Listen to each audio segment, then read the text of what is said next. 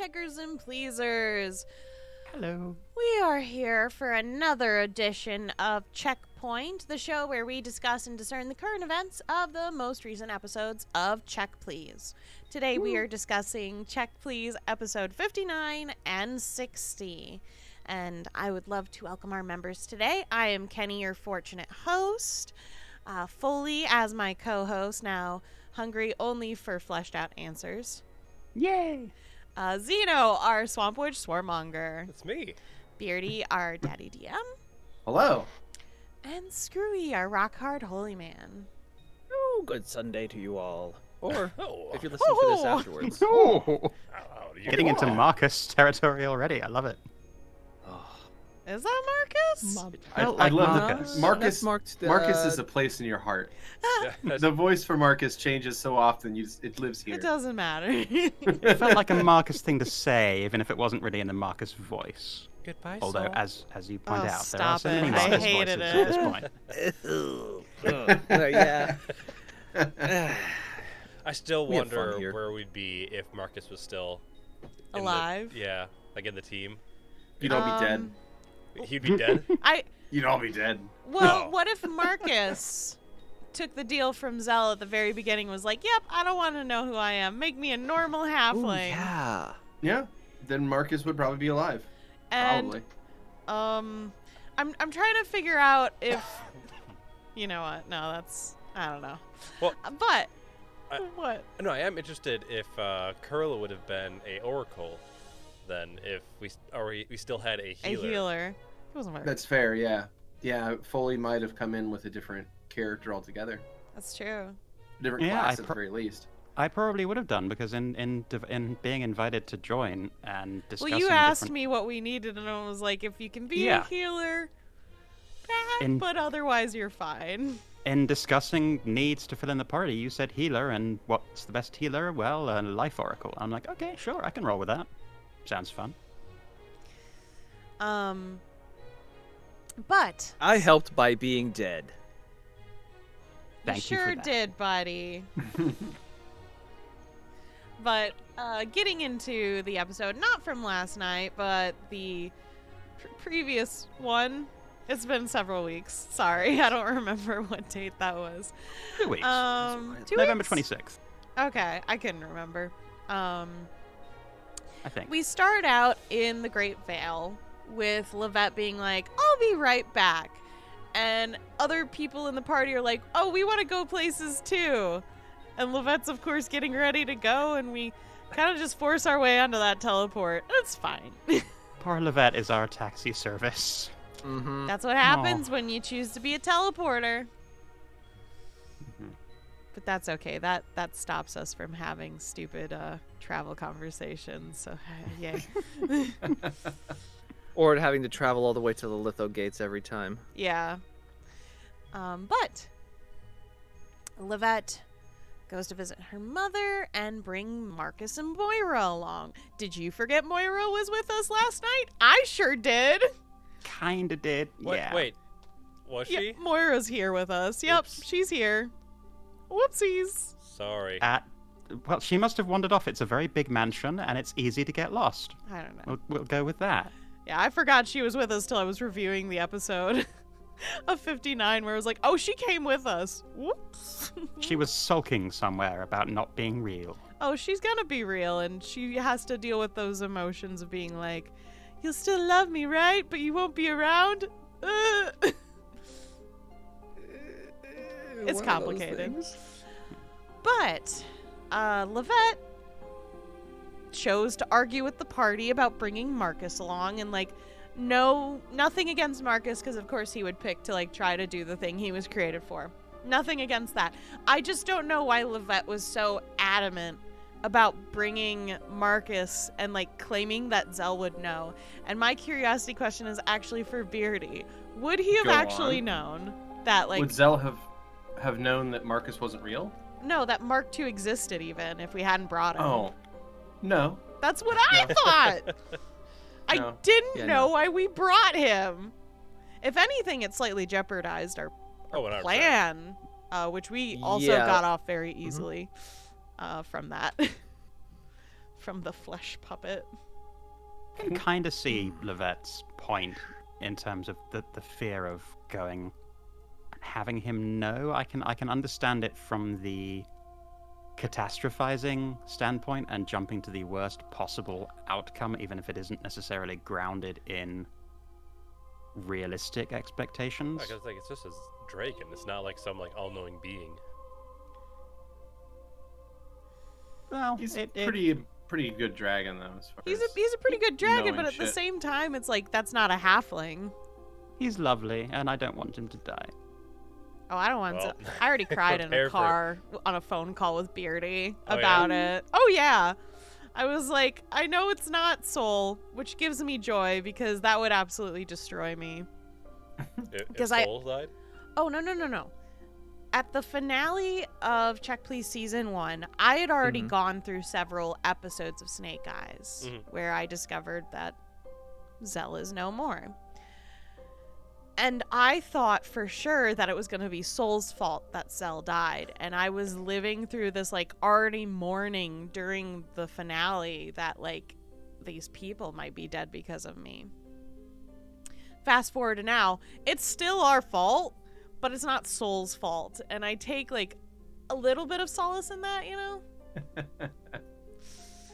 That at least it wasn't Soul. At least it wasn't Soul.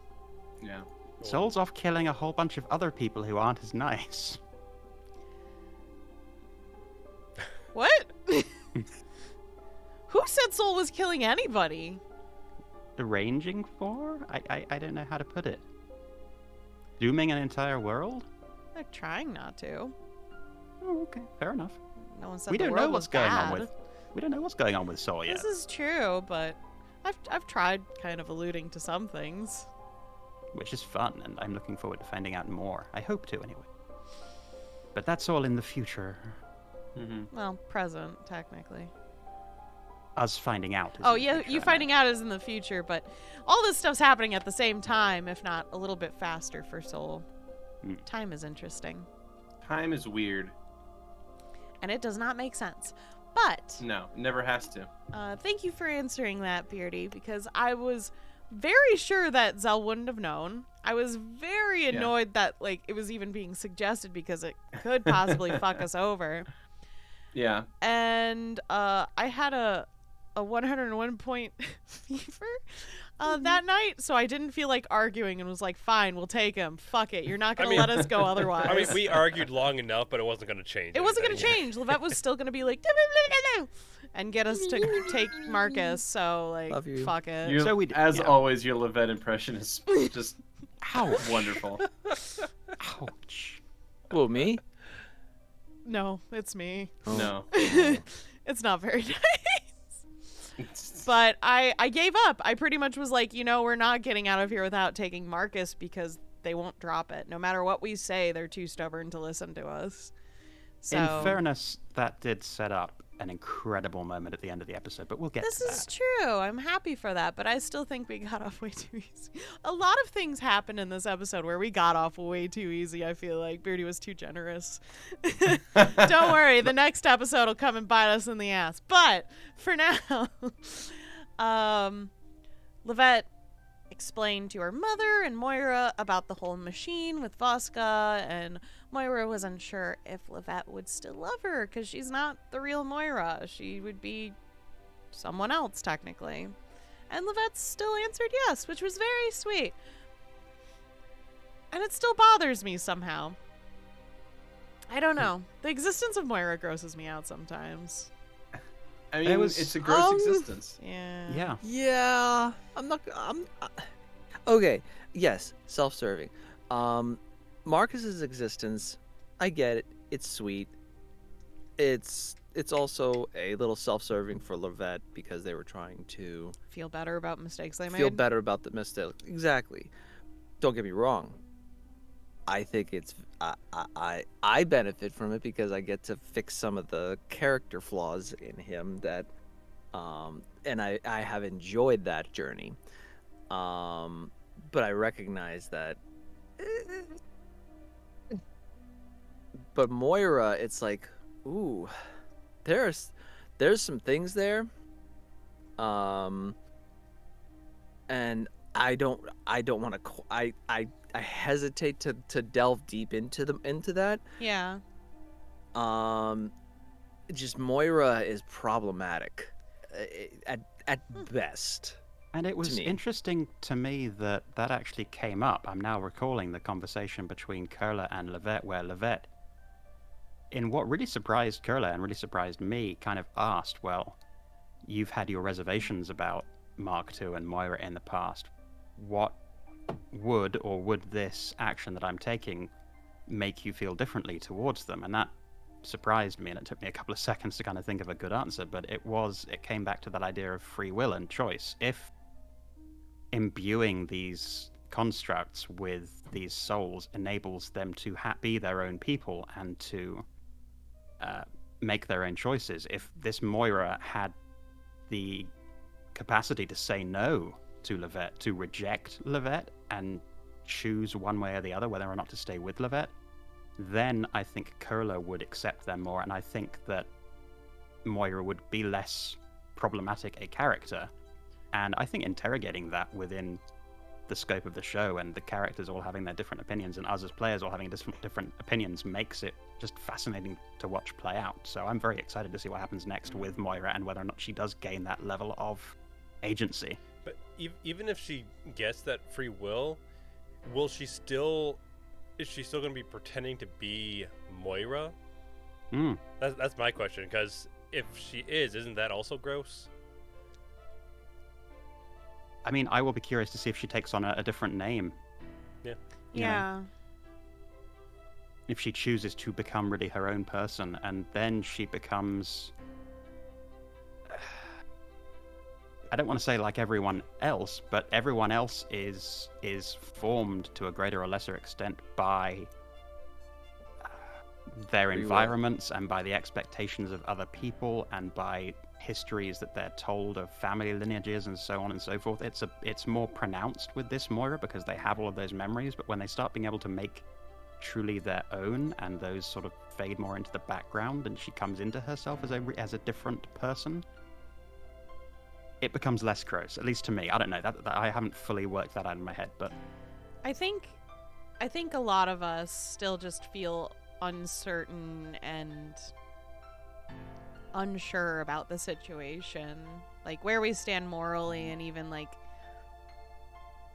I guess we can only work on vibes at this point, because it's just like this isn't like Is a this a thing that vibe? can really happen in real life as far as I know, per se.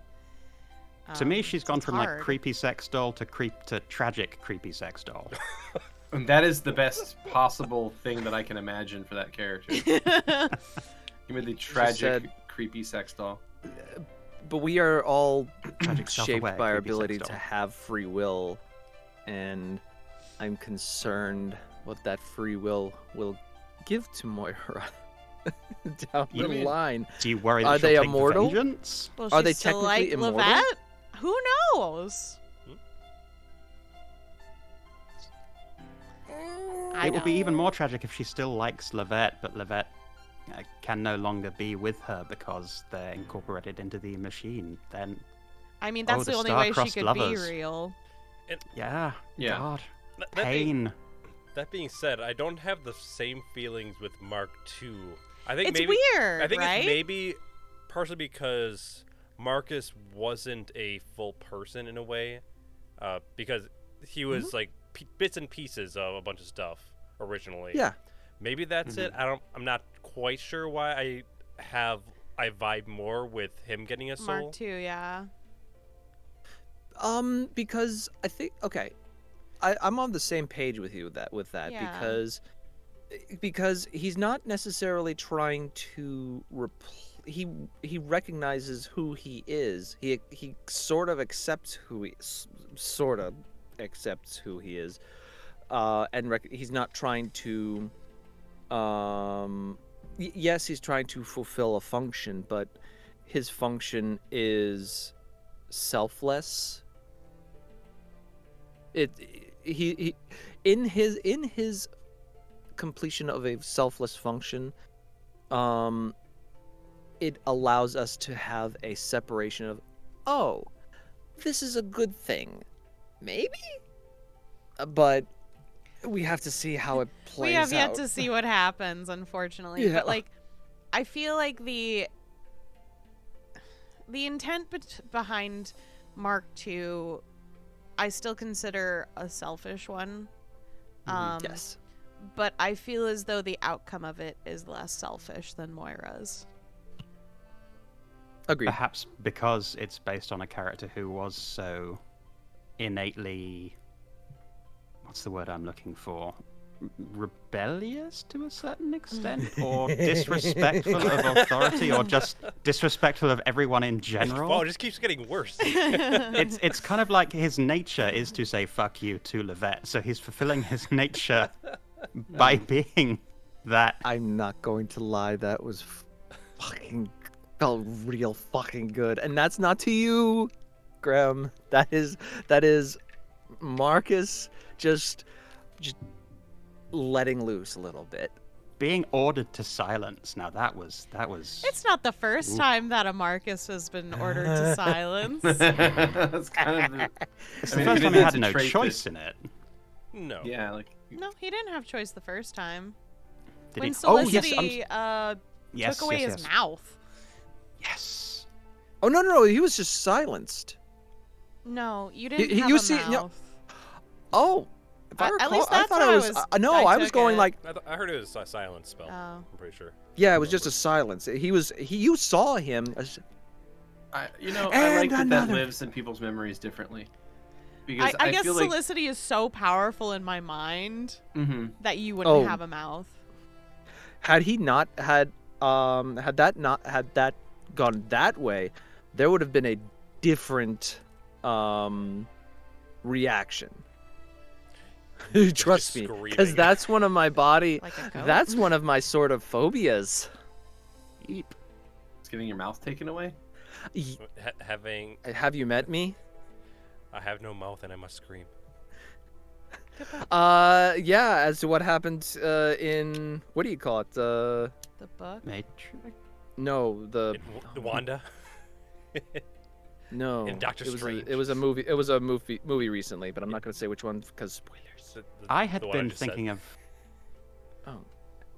I was vaguely remembering a time when Sol had told Marcus to be quiet, and Marcus had actually gone along with it and been quiet for at least 5 seconds. But I may be misremembering there. I mean, a lot of Anyway. times people listen to Soul.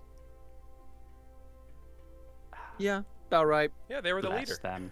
Yeah, Mm-hmm. make the teenager a leader. Notably, though, like Soul and Vera were pretty much the same age mentally in season 1.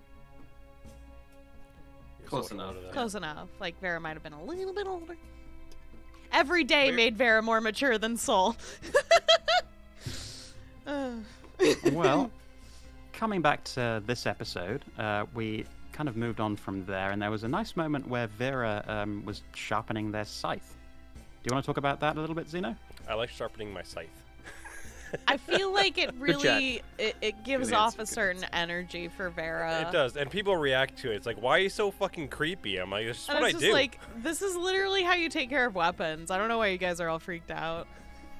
That's why Rose was trying to help. They're like, oh, the angle, like if you wanted to be really sharp, like adjust the Oh. angle a little. Right, and also it was part of the joke that I was going to kill Mark too. which I just like how I enjoyed. came. I like how I reacted to it, It's like, or how. Pharaoh, what the fuck? Like Vera, come on, what the fuck, man? I just like that you also took Curler's knife to sharpen Healer it. sting? Yeah, offer. Yes, which Yeah. was kind, considering that there has been friction between them for the entirety of the season and more. I'm sure Yeah, it won't lately. get worse. Mhm. Oh no, not now, not after the events of episode 60. But Of we'll get get into to course that not. too. No chance. Well, I mean, they could have chosen the deity. Well, no, that's for. We'll get to What, you think- 60. We'll get there. We'll get there. I know where you were going with that, and I'm like, wow, we're going to discuss that. But yes, let's move We'll on get there. to the Holy City. Yes, in the instance that we did still end up bringing Moira and Marcus. We hopped over to the Holy City to buy diamonds and scrolls And and holy holy symbols and to Which- check on people. which I know runs the risk of slowing things down, slowing down the narrative and how we generally do want to get the shopping trips out of the way and taken care of and hand wave them. Yeah, usually the thing we do is, like, if you need an item, you, like, talk to Beardy, like, in the middle of the week and are like, hi, I need these items. This is the money, and you take care of it so that it doesn't slow down the narrative. In this case, I did want it to be part of the narrative because I knew that the diamonds and the scroll were going to be as important as they were. I'm curious about the diamond forward. because that's, like, such a simple thing that's used in most healing spells. Yeah, it was a blank spot. It was Curler not wanting to realize what it meant despite having had the sense from leveling up with the tea and despite having prepared for the moment in terms of knowing that they were getting towards the level where that kind of spell work would be possible. Mm-hmm. I think that it was just a psychological blind spot. It was so obvious to them that it was impossible for them to see. Have you ever had a moment like that where something's kind of just staring you in the face, but because you have a fear of it or just a visceral not wanting to accept something that you just can't until it's pointed out to you? Till Anyone? It's pointed out to me? Not sure. I don't know. I usually take care of myself, so Just I don't. Yes. Okay, Skrewy has. But that's me. It was. I don't know. Yes. For me, I don't have anything that I can possibly think of. I'm so sorry. No, it's okay. I think it is at least, well, apparently at least for me and Skrewy, it's a thing that can happen. And the scrolls I thought were also important because they tied in with what had come up a little bit earlier with Moira, I beg your pardon, with Levette revisiting a conversation with Curler about possibly using the soul seeking to determine the location or condition of their father's soul and Moira's soul. So I'm sure that second part's not going to have any repercussions or be depressing in any way. oh no, none whatsoever. Learning that it's torn into a billion shards and Obviously. tattered, yeah, that won't be traumatic at all. I'm just confused. I'm like, I feel like that's an answer Levette already has, and I don't know why she wants to hurt herself more. It's Levette. Okay. You got me. You got me in a box. Yeah, I think when it comes to the shopping and stuff, I think the best way to deal with it is for generalized shopping, what you just mentioned, oh yeah, I get this stuff, and then for bigger stuff, Like Petravian's like gauntlets, the fire ones that he got. so Those are cool. I feel like good ways to go about that would be one, if you already said it with Beardy, like, oh, I want to RP like doing this with the shopkeep, or doing the generalized thing like, yeah, I buy this, and then once you get to the group, being like, yeah, and then you describe the item. Mm-hmm. I think the scrolls, though, I think you needed the mechanic where you have to roll for it, if I recall, right? Yeah, you did have to roll for the scrolls to get how many. There were special scrolls. Yeah, there were special Yes, scrolls and how yes. many Curly could collect. Like a toll. One of the things I wanted to do was make sure that I had the cost for them worked out in advance, so that didn't slow it down, because I know the calculations. The were a calculation pain in the butt part we too. usually- That was the bad part. Yeah, was that's the not- calculating the gold in the Yeah, episode. it adds. Number hence what- bad. Only give Fair big enough. one number. Okay. Math bad. Math, not even once. Not even once. I never know how much our viewers want the technical details and want to go into the So, mechanics. here's of what it, I but- learned from season 1. Okay. People don't like the math. I received multiple complaints like early on when we used to like explain the math out for the rolls, and people were like, "Why do you do that?" And I was like, Fair "What?" enough. And they're like, "Yeah, just I don't tell us like what the math." number is." And it's like, "Okay, Just tell us if you hit or not. yeah, that's all they want to know." Okay. Philistines. I have noted Don't you this dare down. insult our fans. I love them, and I listen to them. I will Yeah, never. they're right though. My dear fans, or dear fans of the show, I should say, I will never again bore you with the maths of working out of explaining exactly how a scroll is calculated when it's X scroll at this level at this much with this much for the reagents. Never again. Philistines? I didn't On know we my had any heart. Philadelphia fans. It's just screwing. And that they really This is should like me. have a sports team, the Philadelphia Philistines. Philistines. Yes. What are But they? The Eagles? I did Yeah, also want, they're the Eagles. The Philadelphia cheesesteaks. That'd be good too. I did also want the diamond established because I had an idea that at the end the black sapphire would come up, and I wanted what actually came out from Grimm, which was the thought that it could have actually been the diamond all along that we would need for that. So I kind of wanted that little bit of misdirection, knowing Oh. that was. I guess that I was didn't coming. get that. It's okay. Grimm did. Oh, okay. Grimm was I think had that thought. I was like, yay! There was an inkling of that. There was a little bit of that kind of my old red herring.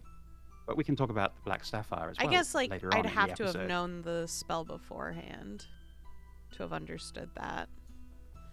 But while we're in the Holy City, or HC as I've lovingly labeled it in our document, because Yeah. Holy City long. Yeah. Levette and Vera got to check on the hive in the Holy City and kind of make sure how they were doing. And in a disturbing scene, Vera just plucks Levette out in the air as a horse-sized bee, Yeah. which at this Which point was isn't really great. unusual for Vera, but it is still terrifying imagery. Would they be, so I think I thanks. feel wouldn't they have been the people of the Holy City been not used to, but they've seen the horse-sized bee flying through there every now and again. Probably not. It's not Uh, that common at all. Yeah, because most of the people in the hive aren't as high level as Vera is. A lot of them aren't swarmmongers, I'm guessing. There are swarmmongers, but Yeah. they're low level ones. So at best, a bunch of them can summon a swarm, like one swarm, like level Oh, that's there's level those 1 bee or 2 spell. peoples making them bee balloons. Plus, even if the locals of the Holy City were used to that, with the influx of refugees from all over Ville, or This at is least true. from northern Ville, you can imagine them being freaked the fuck out too by this giant horse-sized bee, which I still love the visual of it. Was Levette upside down by the ankles? I'm trying to remember. I think I- Vera picked her grabbing up, them, like, under by the- their yeah, arms. Okay, like okay. child, like Yeah. like to put in perspective, I think that the siblings of the lesser, I think like the rangers, the fighters, and all that, I think at most they're maybe level 5, 5 or 4, if I recall. It's like they're itty bitty babies. Itty bitty babas. Oh no. Yeah, Vera's OP as fuck. I'm just recalling one of the first pieces of title card art you shared with me when I was first listening to season 1, Kenny. I think you were around. It must have been episode 49. Probably. It was the giant horse-sized Vera rampaging through the With a through the Keni mansion cameo. in That was Pasadena. one of my favorite title cards. I loved that artwork. I hated love- making that one. The hall I was love it. so hard for I you love the 'cause they're, Keni cameo. like filling up So the good. hall, if I recall. Yeah, I had to fill it up with things because, like, I had the bee, I had the hallway and Karis, and then it was like, oh, this is fucking empty, and that wouldn't make sense for the manor. God fucking damn it, now I have to put decorations on here. Fuck. Which I would like to say that is potentially my favorite episode. It was a good episode. Beardy made me cry, though. That's right. When you got Yelled at by my mom. yeah. Oh my god. It was such a good one because it was just like for one night. Can you all just pretend Like to you're be functional sane, normal people? people. You say that, For and then one night. and then you Say have normal Karis adults. be like, Yeah. "Hey, Levette." Oh yeah. Yeah. And then of course I have Karis come in to be a chaos agent and just be like, let's give let's Vera have a bath. Yeah, let's make Vera have a bath. It'll be fun. I mean, I'm fairly certain I was a normal person. Oh, Marcus was fine other than at dinner. Mhm. Yeah. Okay. He was a problem child at dinner. And Soul's Yeah. just sitting here, like, tearing their hair out during the entire thing. Yeah. Oh dear. I love that episode. So It's much a fun. good It was a fun episode. one. Oh yeah. Back-to-back good episodes, because of course 50 was Yeah. That's true. I mean, when we 50 was finally good. when you finally I- killed Mark. I We finally feel like ganked. 60 was our 50 this season. Mm-hmm. That's high Does that praise. mean that in season 3 it'll be episode 70, the finale? I guess. Finales are good episodes in my opinion, but we shall see. But heading back to the holy city in our minds, Petra was looking for an Eden holy symbol with several jewels and stuff. And I'm curious, like, if you feel like sharing, you don't have to. What is the holy I'm symbol happy to for? share. Like, is it for a specific spell or? Yes.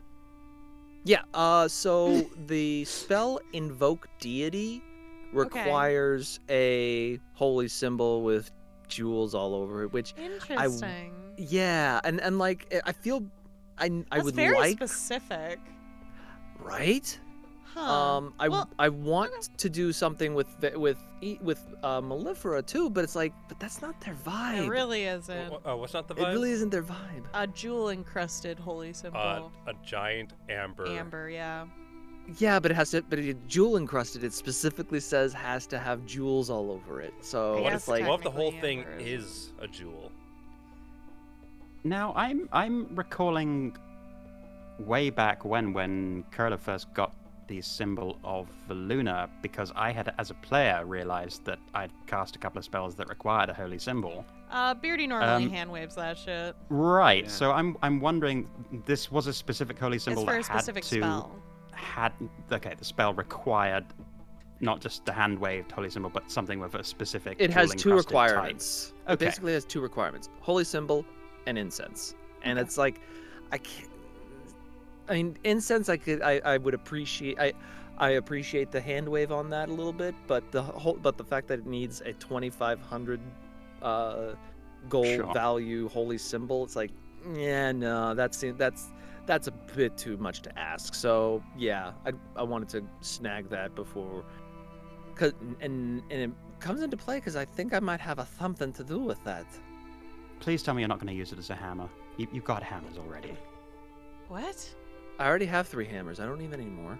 You could totally. Well, no, actually, I'm trying to remember what Eden's symbol looks like. You couldn't really use A that tree. hammer, It looks My like a mind- tree. My mind went to a cross because I'm talking to Skrewy. It's not a cross. Not a cross. No. I mean, the closest thing we have to actual Christianity is the light. And we'll leave it at Yes. that. That'll come more into play in another season. Nice. I'm excited for that one. So But what was but it? in that Oh, sorry. no, sorry, go ahead. No, you continue on with the. Yeah, Eden I want to know stuff? about the spell. Invoke Deity? Yeah, I've never heard of So- this one. If Oh, you don't yeah, mind, so the- we can Yeah, wait no, no, no, until no. you use it. It Oh is no. pretty- So basically, it channels depending upon whatever deity, community, healing, nature. It has specific bonuses and buffs and things that it will do. And I knew that I wanted to use it. There's Eden has like 4 different things. It's 5. The main. Exactly. So yeah, I'm very curious to use it. I really would like to utilize it because it has the ability to be basically 4 different spells. However, I want to. Oh, my apologies. I should point Okay, out bye. that Eden has the domains of nature, animals, plants, healing, weather, good, and life. And I learned that by checking, shameless plug, the Wiki, where if you want to learn more about the lore of Adrian, you can go. There has to be at least one shameless plug per episode, plus it vamps for time while Skrewy does whatever he's doing. Children. No, there was. Insist.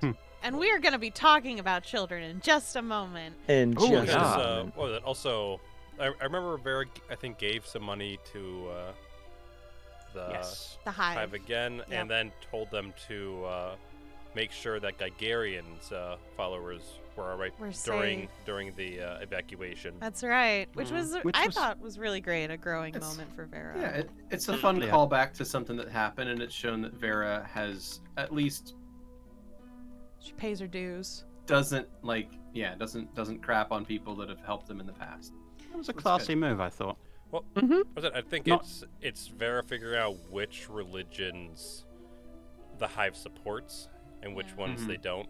Because I think, at least by definition, they would support the light. Yeah, you guys have a lot of similar Very similar. outlooks. Gigarian is quite similar. It's about protecting those who need protecting. Mm-hmm. So those two I know are fine.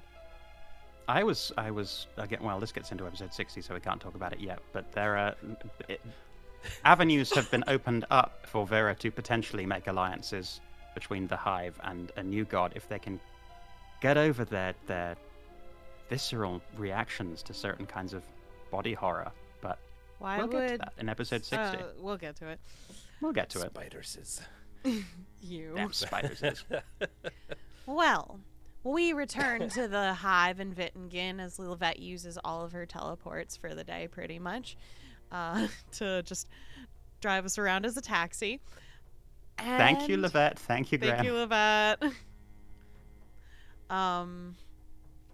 And we get back to the Hive, and of course, I'm sure, if I remember correctly, Vera's just checking around and making sure everyone's okay.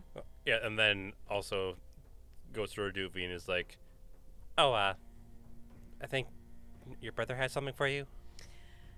And Petravian gives it to Reduvi straight that he wasn't able to pick up a weapon for her, but he did give the hammer back. Which is And what she lets him off easy. So That easy. is true.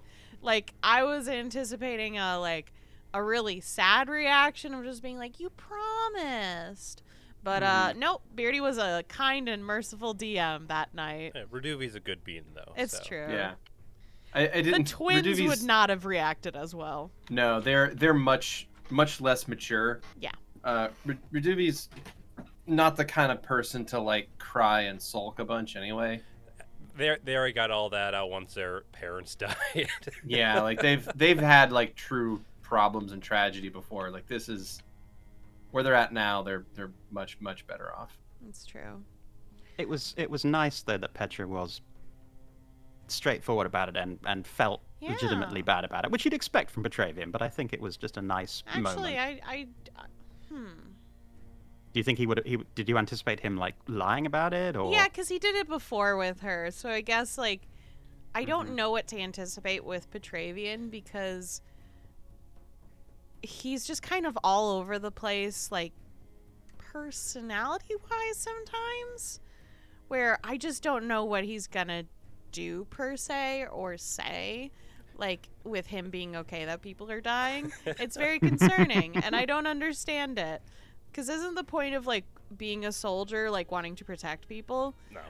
Well, Not that's what always. they get you in. That's what they tell you to get you into the service. That's what they tell they tell you you. they're going to forgive your No, student debt. it's and then they forgiving don't. student debt. Yeah.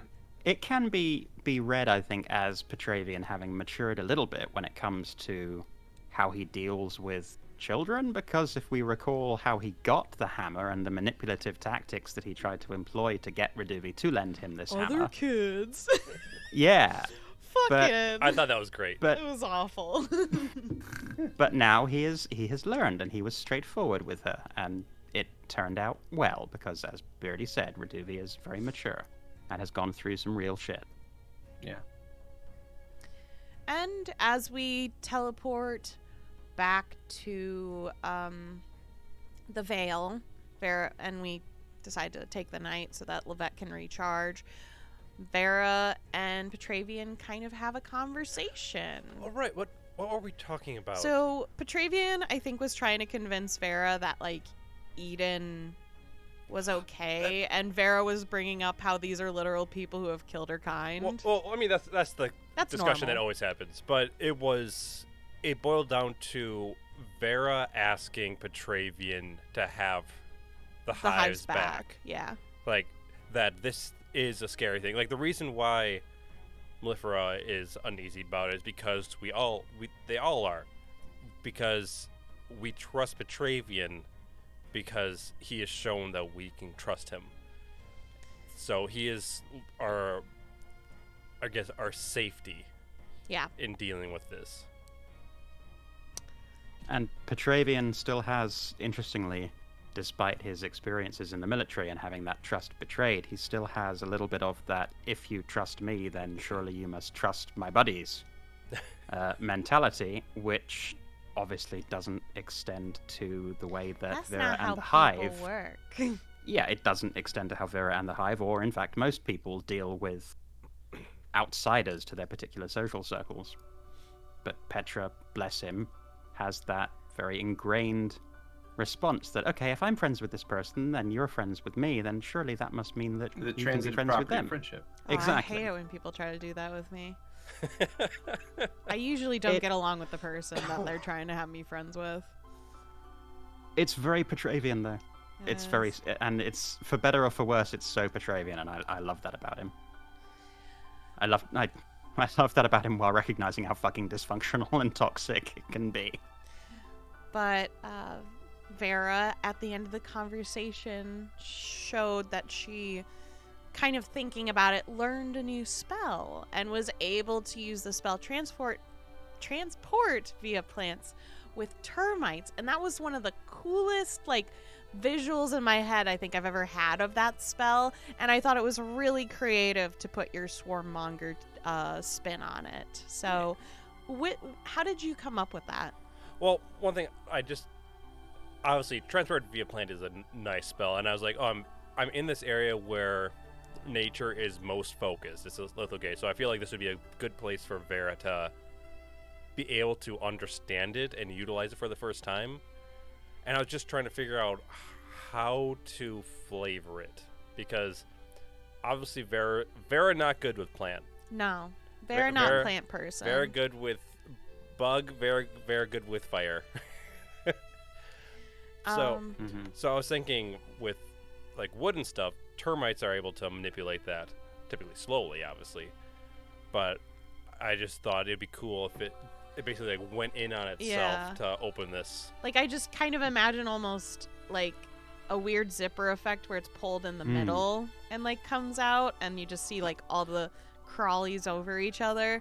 And it was such a cool visual in my head, so I really appreciate it. I don't know if I described it correctly, because I don't know if you actually would see the other side technically, because I think there was like a moment of transportation, because if you're inside the tree and the tree is destroyed, you instantly die. Ooh. Oh my god. Yeah, so that's scary. That's fucked. Okay, good to know. We won't destroy the tree. But yeah.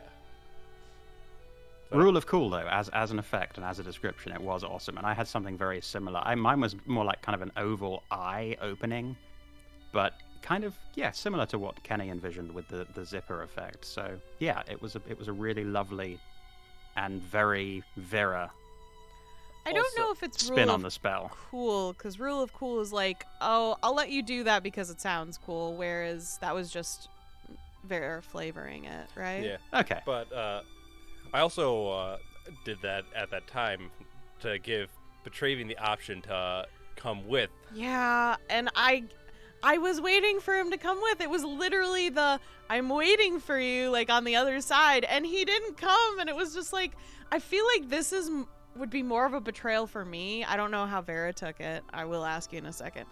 But I was upset that Petravian didn't go with, because it felt like that's where his allegiance always lies, is like never quite with Vera.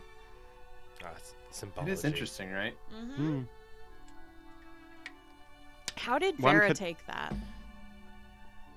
Of Petravian not coming? I don't know if I'd say. I don't think they didn't take it well, because they still have this horrible trust that they have, where they're just like, yeah, I implicitly trust you because you're part of the hive. But I don't think they were hurt by it. Okay. I'm a petty bitch.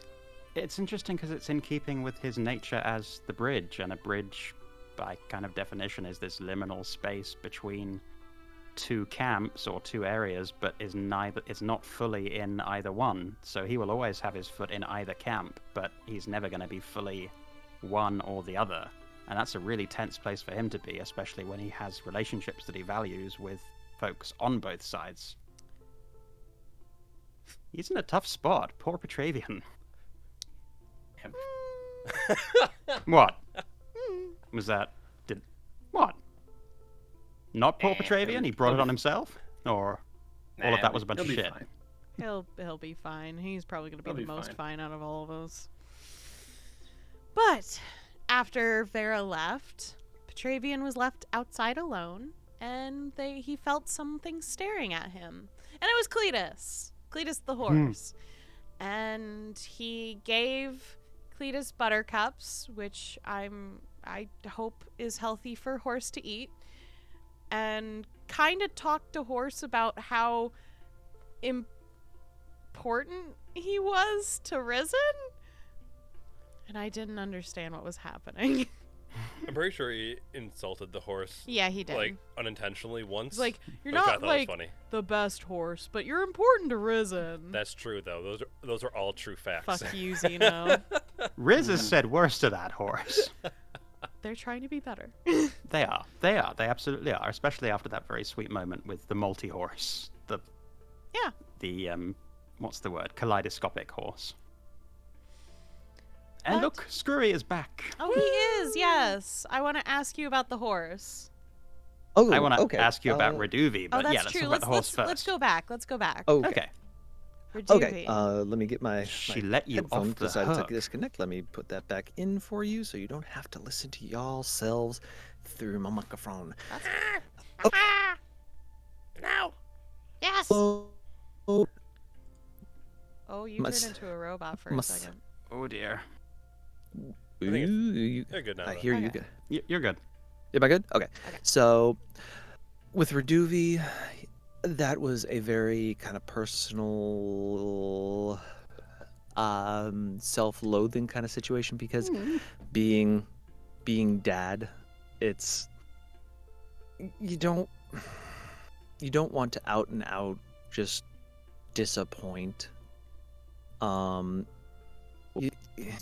So you get what I mean? Oh, we are losing you hard, buddy. Uh-oh. Something's not connecting correctly for you, bud. It's probably the Bluetooth. Yeah, something's going wrong. You can't even hear it. I had to We lost him. disconnect and reconnect the Bluetooth, so now it's working better. Not bad. So, with Reduvi, it was personal because kids, and I like kids. Don't And break their hearts. It, Don't it go kills me. breaking their hearts. It kills me to break children's hearts. It's kind as of it like pertains Christmas to- morning when it's like, I didn't buy you any gifts. I promised you this awesome thing, and I didn't get it. Oh, that, That's Santa. yeah, it's fine. You just say Santa didn't love you this year. And Yeah, then it's, you were naughty. Yeah, this is obviously your fault. Have a Get lump better. of coal instead. Well, okay, so You had Sounds- C's on your report card. Maybe you should have done better. Yeah, maybe you should have done better than Santa would have given you that Nintendo that you wanted. here's what it comes This is to getting Santa. personal. In our house, Santa doesn't bring the best gifts. Mommy and Daddy bring the best gifts. Oh, Santa so you want them brings- to thank you for everything. But yeah, We- they should. We want to. Santa will bring them something fun. My parents don't deserve But we shit. also, but Santa, we don't want to set this like expectation that Santa brings like PS5s and everything, because then my son, if my kid says, "Oh, Santa brought me this really expensive, awesome gift," and then poor Johnny over here thinks, "Why didn't Santa bring me that? I asked for that." My parents just told me don't talk about it at school. Santa couldn't deal with the scalpers. Sorry, Timmy. Yep. Side note, we have a Tickle Me Elmo. Do y'all remember that shit? Yeah. Like Yeah. I how try not to. crazy that shit was. Oh, And I just don't this remember how doll crazy that it you was. I poked just, it in. it was creepy. You're talking about Well, the no, craze more of so- like not being able to buy it. Yeah. Yeah. Like people were beating each other for them. I remember It just receiving blows my one mind. and being like, I don't like this. Oh, did your parents get one just because it was the craze? Or something? Probably. They don't actually care about what I like. Oof. Mm-hmm. mean- So horse. Yeah. I was really fucking tempted. I kept mouthing to you do it during that part. 'cause I'm I so was like, glad I kn- didn't see it. I knew you wanted to touch it. I knew you wanted to touch the horse. I wanted to touch this goddamn horse. Touch the horse. Touch the horse. Touch the horse. Touch the horse. Had I the seen horse, you say touch it, Petra probably would have been like, I mean, and no then one boop was. the anyway. nose. I am curious. Why didn't you go with Vera? To the The hive, after she made that spell of the transport via plants, and she was like waiting for you. Why didn't Petravian Oh, I didn't know if go? the. Okay. Oh, it didn't You feel like just they were didn't know? waiting for me. Oh, I didn't know that they were waiting for me. I thought they wanted to go by he themselves. just didn't know. Okay. That's what I was assuming. I didn't know if you even knew that you could go through it or not. No, I didn't think I could. I thought that was a I one just person figured thing. it was obvious because Vera was like waiting there. Oh no, I did not see that. I got via context, I guess. Also, a fun note about transport via plants in comparison Yeah. to teleport spell is I can just do it over any distance. That's true. No kidding. Oh, Like as long as I've shit. seen the A place. plant that's big enough for me to go through. Yeah, you have to just be familiar with Oh, like a tree or some shit. Not even familiar. If I just know it's there and it's still Oh. alive, I can just go right there instantly. It's pretty cool. sweet. Pretty fucking cool. But also if it gets destroyed, If it while gets I'm in destroyed, you're fucking I, dead. I die instantly. But after all those shenanigans, Vera comes back in the morning, and we finally head off to the Merry Valley, where we see a festival of sorts getting set up, and we go to Zell's little tower spire thing. And I Spire. believe one of his kids comes by and is like, "What's up?" His kid was kind of a dick. His kids are kind of dicks. Yeah, that's what happens when you have like the oldest dragon as your dad. Spoiled little. And they've just been living in his shadow for 1,000 years. It's fine. Well, soon they'll have a chance to step out on their own, or rather, no choice but to step out on their. Anyway, I'm sure they'll do a great job. I'm sure they'll. But they're all. I'm sure the ahead. halflings will be fine. oh yeah. But they're all Just golden like the dragons, aren't they? gnomes. Yeah. All the They're children are golds. Goldens. That's how that works. I didn't know if they were like, if it was all golden dragons will always beget golden dragons, or will it be like? No, next one is silver, then the next one's bronze. Yeah, it's not like an avatar cycle. No. No. No. I didn't know if a golden dragon, if they would have like a golden dragon and if they had kids with a different metallic dragon. Yeah. So if they were to And have that- it, if they were to mate with a different kind of dragon, then there would be, genetic random chance involved. Okay. Well, it's not like a hybridization kind of deal. No, you don't get like you don't get You don't like get a orange dragon. Yeah, you don't get like a copper and a bronze. Don't create a brass dragon. That'd we be do, like- fucking awesome. Can we do True. Punnett squares to figure out the recessive and the dominant phenotypes and genes, just to figure out exactly what the combinations are? I think Okay, so. we'll- I mean, Beardy we might know. can, but I can tell you kind of the short of it is that typically the stronger dragon types, so in metallic that would be gold at the highest, they're going to be the more recessive. So there are going to be more, through crossbreeding, are more of the weaker metallics, and same with chromatic. Gotcha. But they also typically don't, specifically golds don't really breed outside of themselves anyway. They're Nice. very, very unlikely to mate with anything other than a gold dragon, because that's just not their thing. Like silvers, on the other hand, are They like fascinated by mortals. Elves? They're, No, wait, they're was that fascinated green by dragons? I can't remember. green dragons like elves. That's it. But golds stick to themselves, and silvers very much like mortal races. They're xenophilic, sort of, as a trait. So they typically are more likely to crossbreed. So if you ever meet like a half dragon, chances are it's going to be a half silver. Good to know. I will say that in meeting Zell, or at least in arriving in the Merry Valley, I felt legit bad for disrupting the preparations for this poor oldest halfling's birthday party the Mrs. following Wibblepot's day. birthday. Why would we do that? Hate Because- us. Well, we didn't know. Because halflings No. deserve some strife in their goddamn perfect lives. Oh, buddy, I've got Oh, some boy. news for you. Do you know how hard it's been to sit on that information, Beardy? And I've been so good to not tell anyone. We'll get to it. We'll get to it. We'll get to it. Oof. That's At my least the official world will be response. saved. Maybe. Yeah. Hopefully. I mean, there is a future. I promise you that. But we got to chatting with Zell, where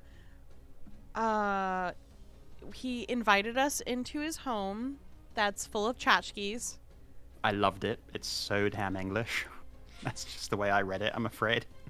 I just saw it as an old person home. And he is very, very old. Don't get me wrong.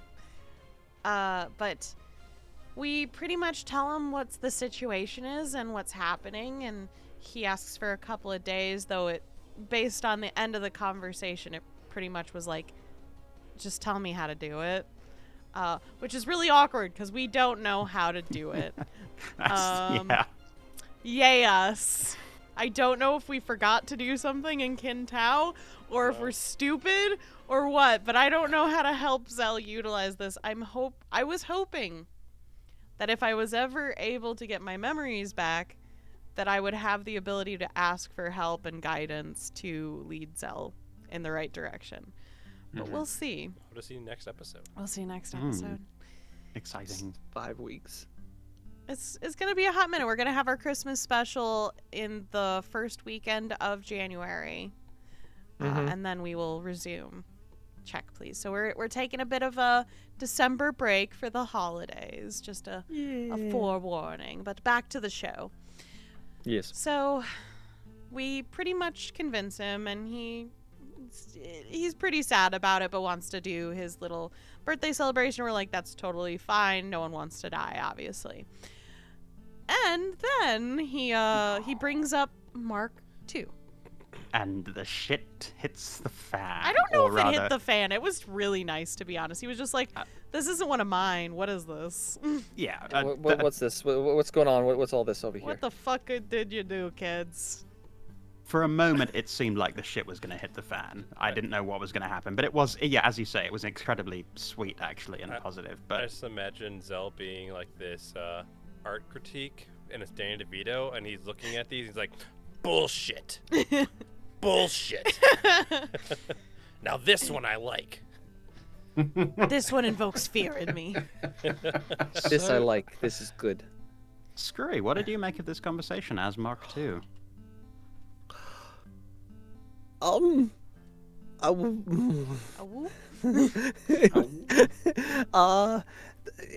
Clenching was happening during that time. Your butt cheeks were clenched. Clenched. Yeah, that was tense. Fine line between like, okay, yes, I'm a real boy. Please don't kill me. Versus, please let me at least try. And that very narrow razor edge between not getting obliterated right there. It was really good, though. I gave Marcus kudos because that's probably the most mature I've seen him. Yeah, you There had was- two really solid, incredibly good conversations. but, Yeah. yeah, please do talk about that one. The telly's at the the- end. We'll talk about Yes. that later. Yeah, we'll but talk. Talk about Zell. It came it just literally came from just truth. Like, I get it. I know what I am. If they don't want anything to do with me, okay. And what will you do with yourself? I don't know. Fucking die. I mean, My purpose cannot be completed. I cannot self-terminate. I cannot sell. Exactly. So from there, it was okay. So now we and then he had to wait, and it's like, okay. I was very curious to see how Zell, like, all right, fam, I don't know what you go on, but you can try. You can try. I'll at least give you that. And we leave Mark too. And we left him. Well, We left him. you Zell asked pretty much, or someone asked to be to leave Mark II, and so we're like, Mhm. all right, later, Yep. Gator. And with the inability to guide Zell to help utilize harmony in the world, we left to go and visit Karis and check up the progress on our machine. But before we go to that, I would like to ask a question.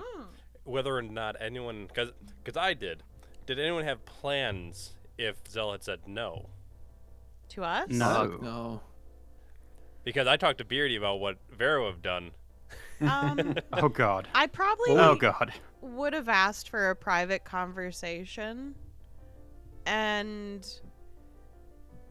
I would have brought up the fact that Riz in a heartbeat would do this, and that they would be extremely apologetic to put this on him because they never wanted to. They wanted to be able to help the people of this world. It was worth it to them.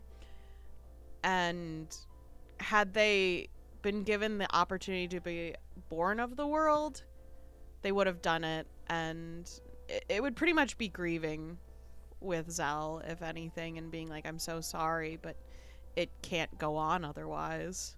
I think that's what Riz probably would have done. What would Vera have done? So Yeah. Vera would have waited for the day of Miss Mary Potts, or whatever the fuck her name was.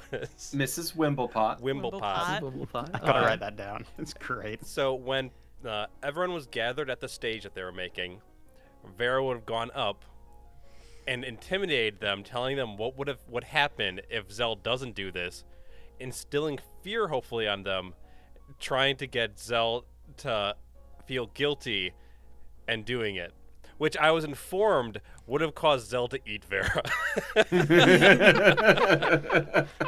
Which would have been terrible, because I've told Beardy there's something that happens if Farah dies.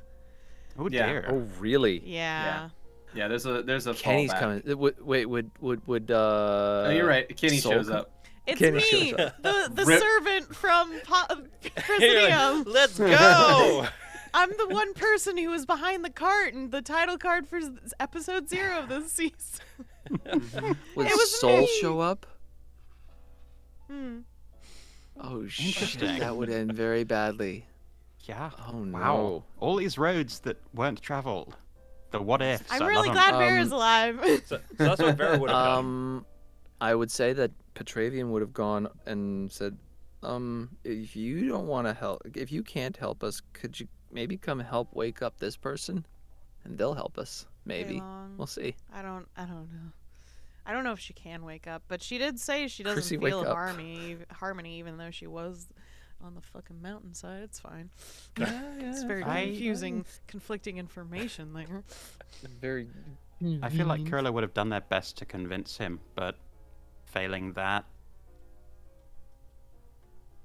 and failing any other option in terms of how to proceed, they probably would have fallen back to Ville and just tried to aid in the evacuation and helping the refugees, just tried to be practical and pragmatic about the whole thing, if there was no other pathway forward to defeat Marcus.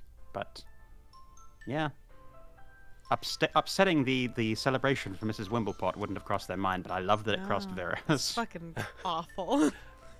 You monster. This is what Vera do. It's true. I love her so much.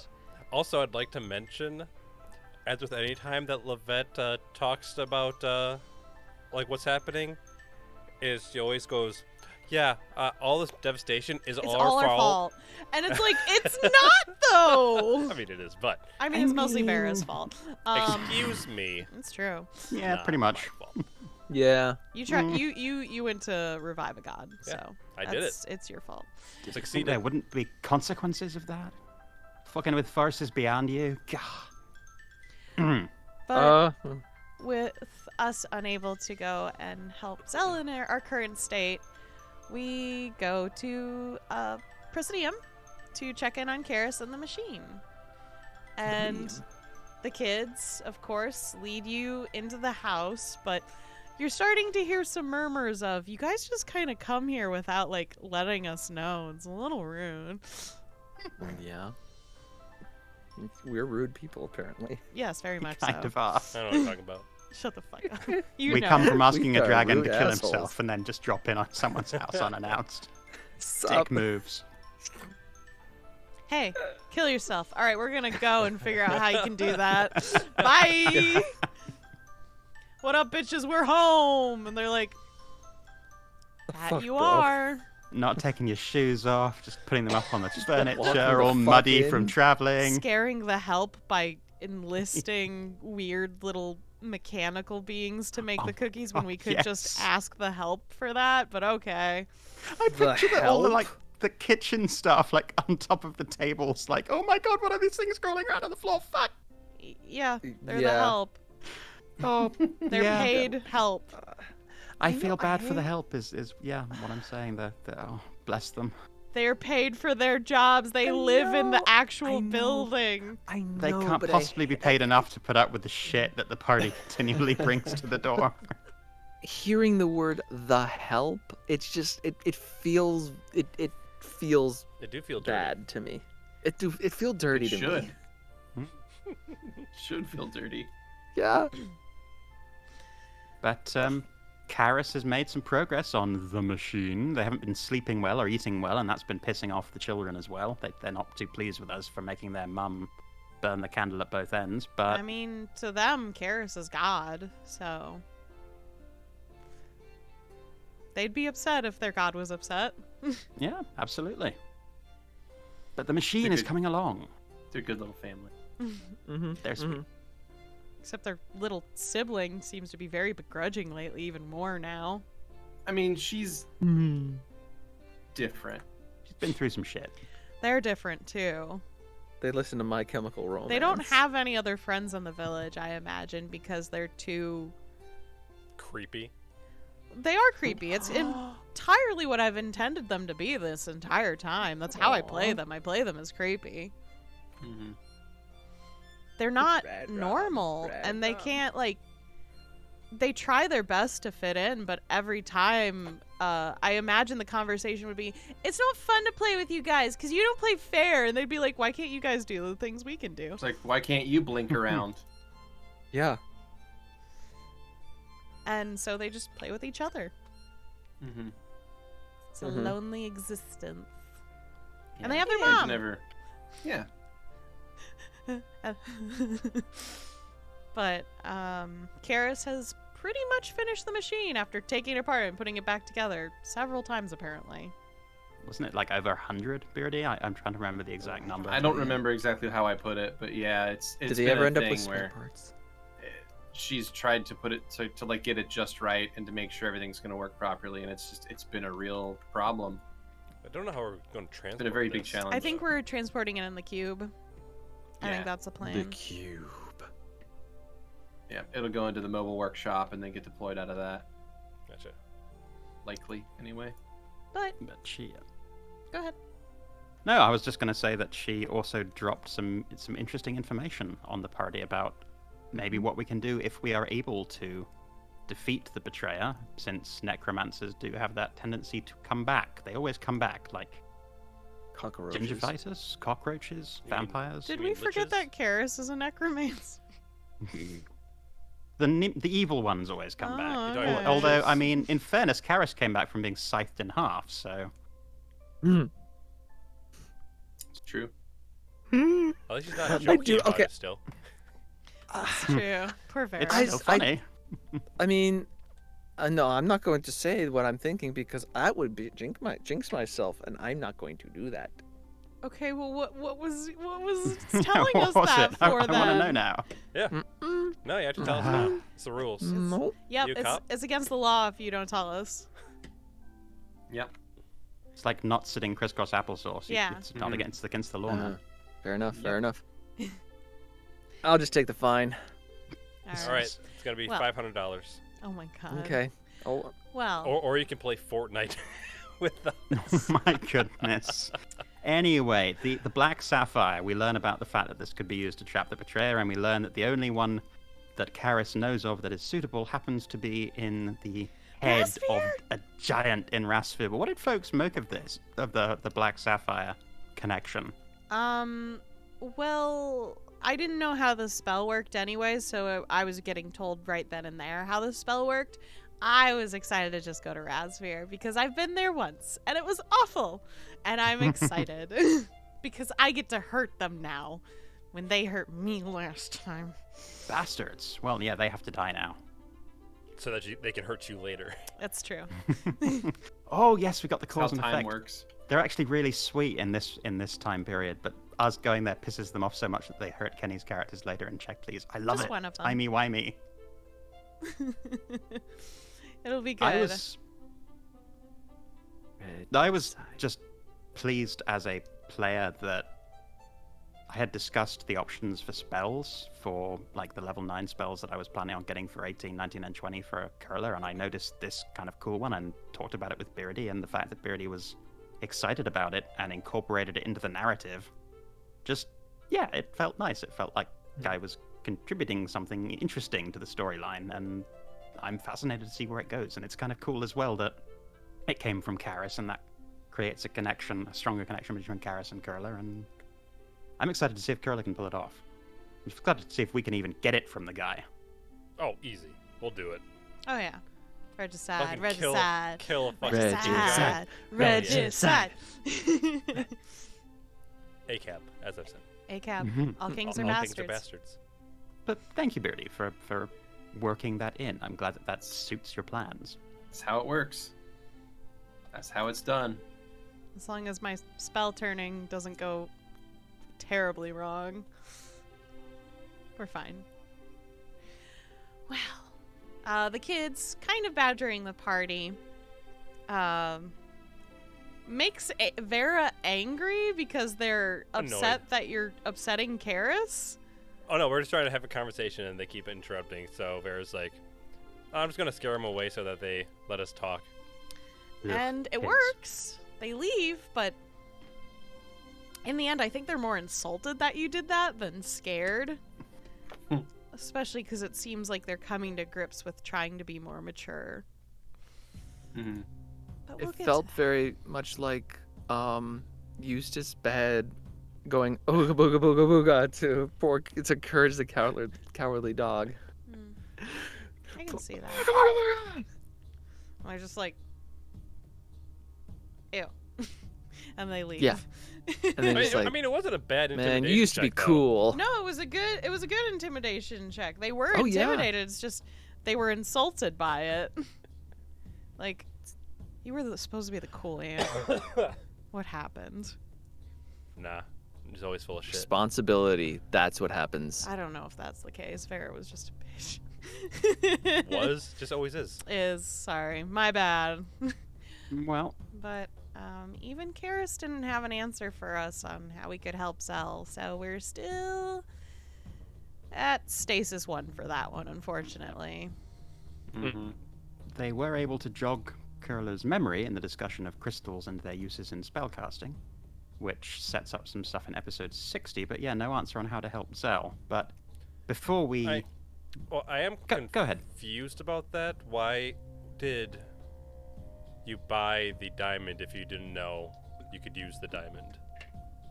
Because they had that gut instinct that they would need it, the kind of gut instinct that has driven their spellcasting, even when they weren't quite sure what the spell would do or how it would work or whether they could do it.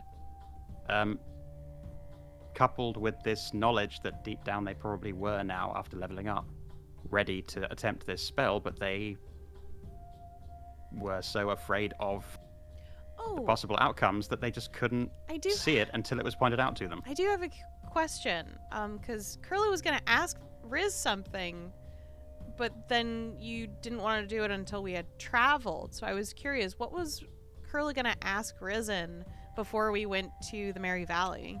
Because we were in the Great Vale, and you said you were going to ask Riz something, but after we did some traveling, and I was like, oh, okay. And then it never came up. I don't now remember. It was probably something along the lines of whether or not Riz had felt that they had become more powerful, and whether or not they had had any inklings that they were now capable of things. But I guess I think that would have got too meta. That may have been It why I already didn't go kind of through. was earlier, so yeah, that's probably Yeah, for so the best. I don't think I think that's why I dropped that.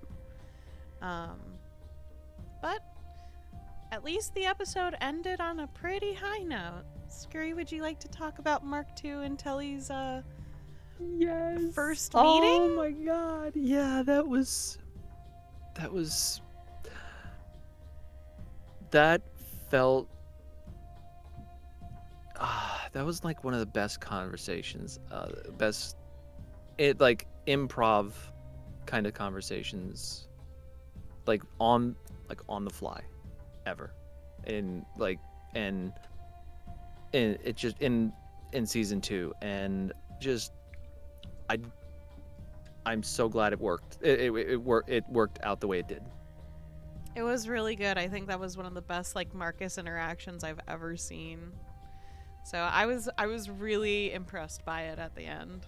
Absolutely, same. Nice work. Thank you. But I couldn't have done it without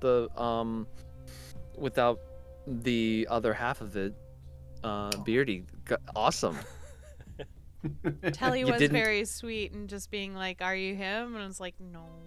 And I liked all the honesty, and I was like, "Yes, the truth, yes."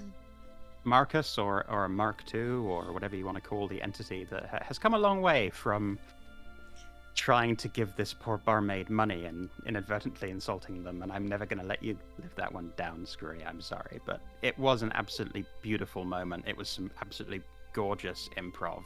Just bravo. Really, yeah, really it well was done. good. Thank you. Now let's get to And trauma. then it's all, and then it gets all, and then it all. I hope nothing goes wrong after. Let's start with episode 60, which was freedom and failures. And the episode starts out with the kids insisting to play tag with some of the party mates as Kurla and Karis are kind of having conversations. Now, I'm curious because I was requested to start this tag via Beardy ahead of time. And what was the intention of this? If I may just interject quickly, I Oh. believe that we are losing Skrewy now, so Yeah. big thanks to Oh. Skrewy for being here and discussing Yep. Petravian's actions and Thank you. wonderful speeches in episode 59. Thank you. And Have a good rolls, and see you soon, guys. Boy. take care, mate. See ya. There we go. Yay, I did it right. Awesome. Hey, Well done. All right. So the So- question, I believe, was to Beardy. Yes. Basically, the intent of that, I wanted to set the mood in this episode. I wanted to start it from somewhere a little bit more jovial. I wanted it to be kind of silly to start with, or at least to start someplace fun and lighthearted to kind of be a contrast for where the episode was going to be going. I am curious about something though. You listed this as new powers, Emmy, in the notes, because I didn't write that Yes. one. What new powers did the kids display? Am I misremembering that their sort of ability to appear and disappear so They've been doing quickly? it. It was just for the first time more obvious to you guys. I don't think it Okay, was that ever may mentioned have- before Yeah, at this point. So. it's Okay. just no. They just kind of So do new- weird shit. Newly evident, I guess, was more where I was going with that note. They just Freshly evident, kind more of clear. have always appeared to you guys just randomly at times. So, especially if you're sleeping on a couch for some reason, just in the middle of a foyer, I got lost and tired. it happens. It's. I swear, it's never happened to me in real life ever. That's a different story. Anyway, Beardy, more about setting the tone for the episode. Yeah, I mean that was about it. That was the reason why I wanted that to start with. I wanted to one have a start to the episode that was a little bit more lighthearted, and also to kind of be the first, say, eighth of the episode. So I wanted about a half hour of like getting people like into the scene and getting things set up in a more organic way, and then from that transition into the series of deeper conversations and ceremonies that were going to be the bulk of episode 60.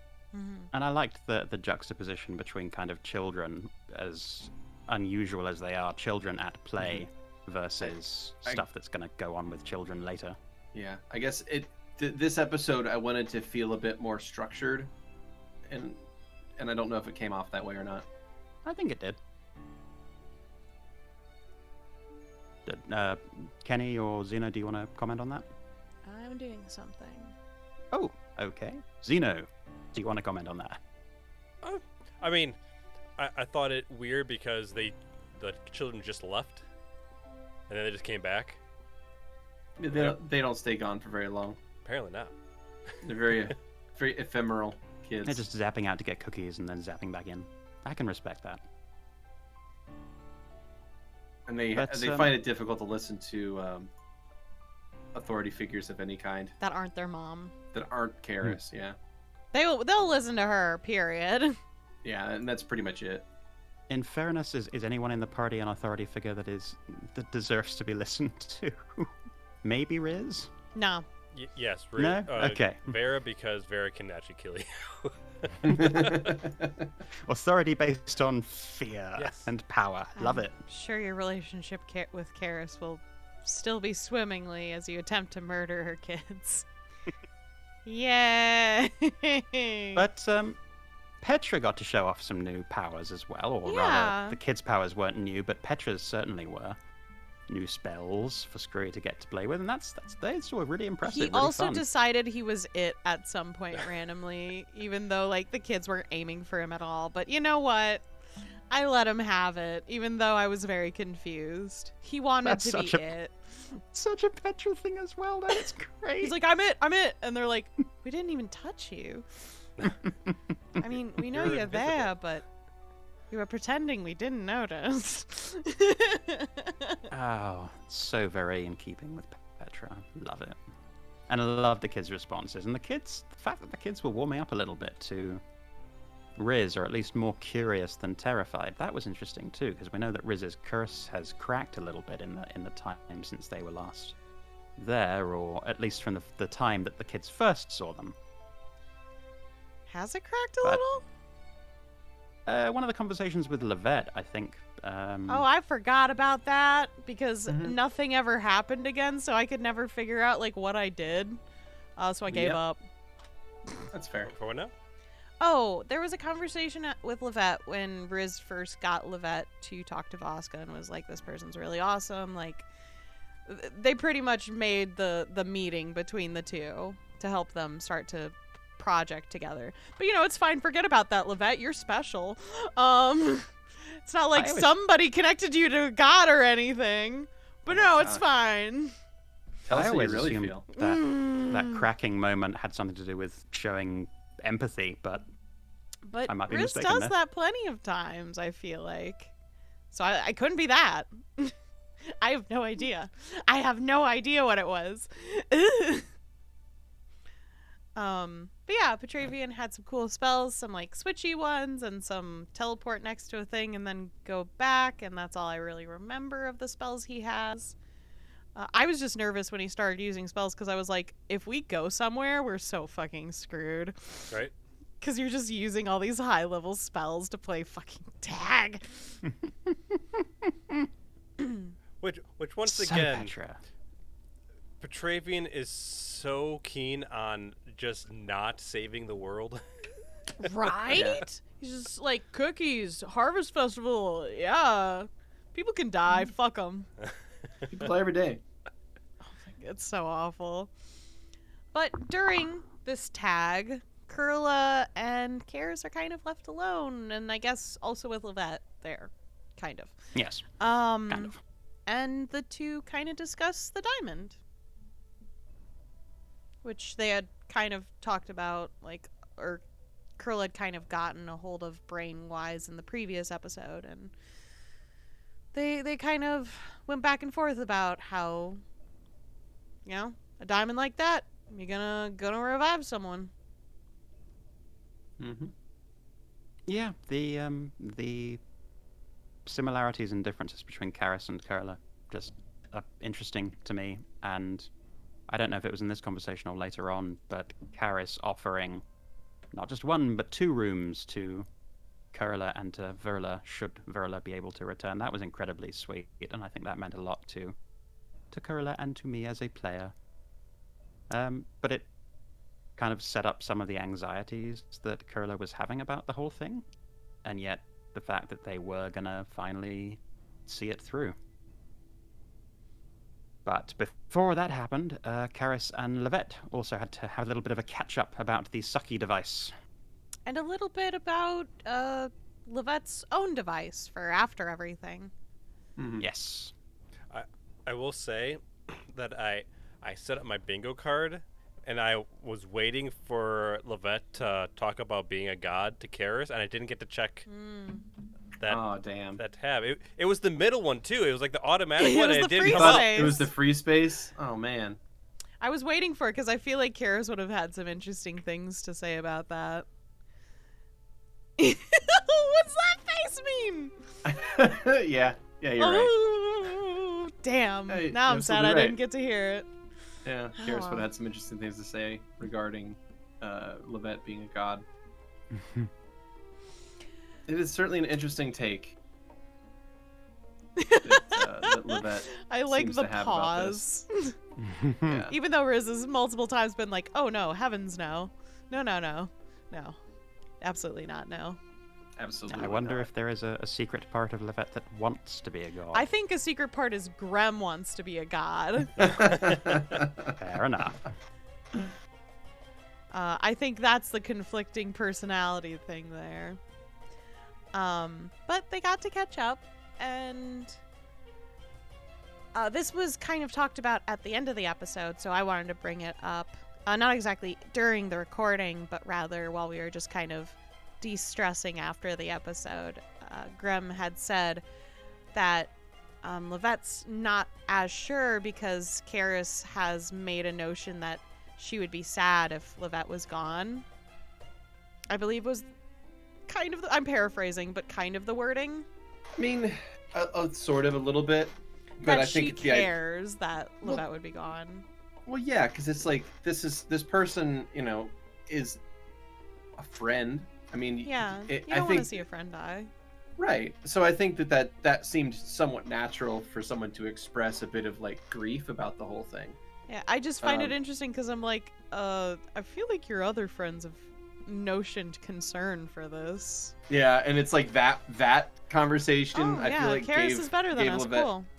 gave Levette more pause than anyone else. But at the same time, like, I just want to make it clear, I'm not trying to dissuade or persuade Grimm on making any choice. Like, I don't want to be like, oh, that's a bad idea, don't do it. Like, certain NPCs are going to have those opinions, True. right?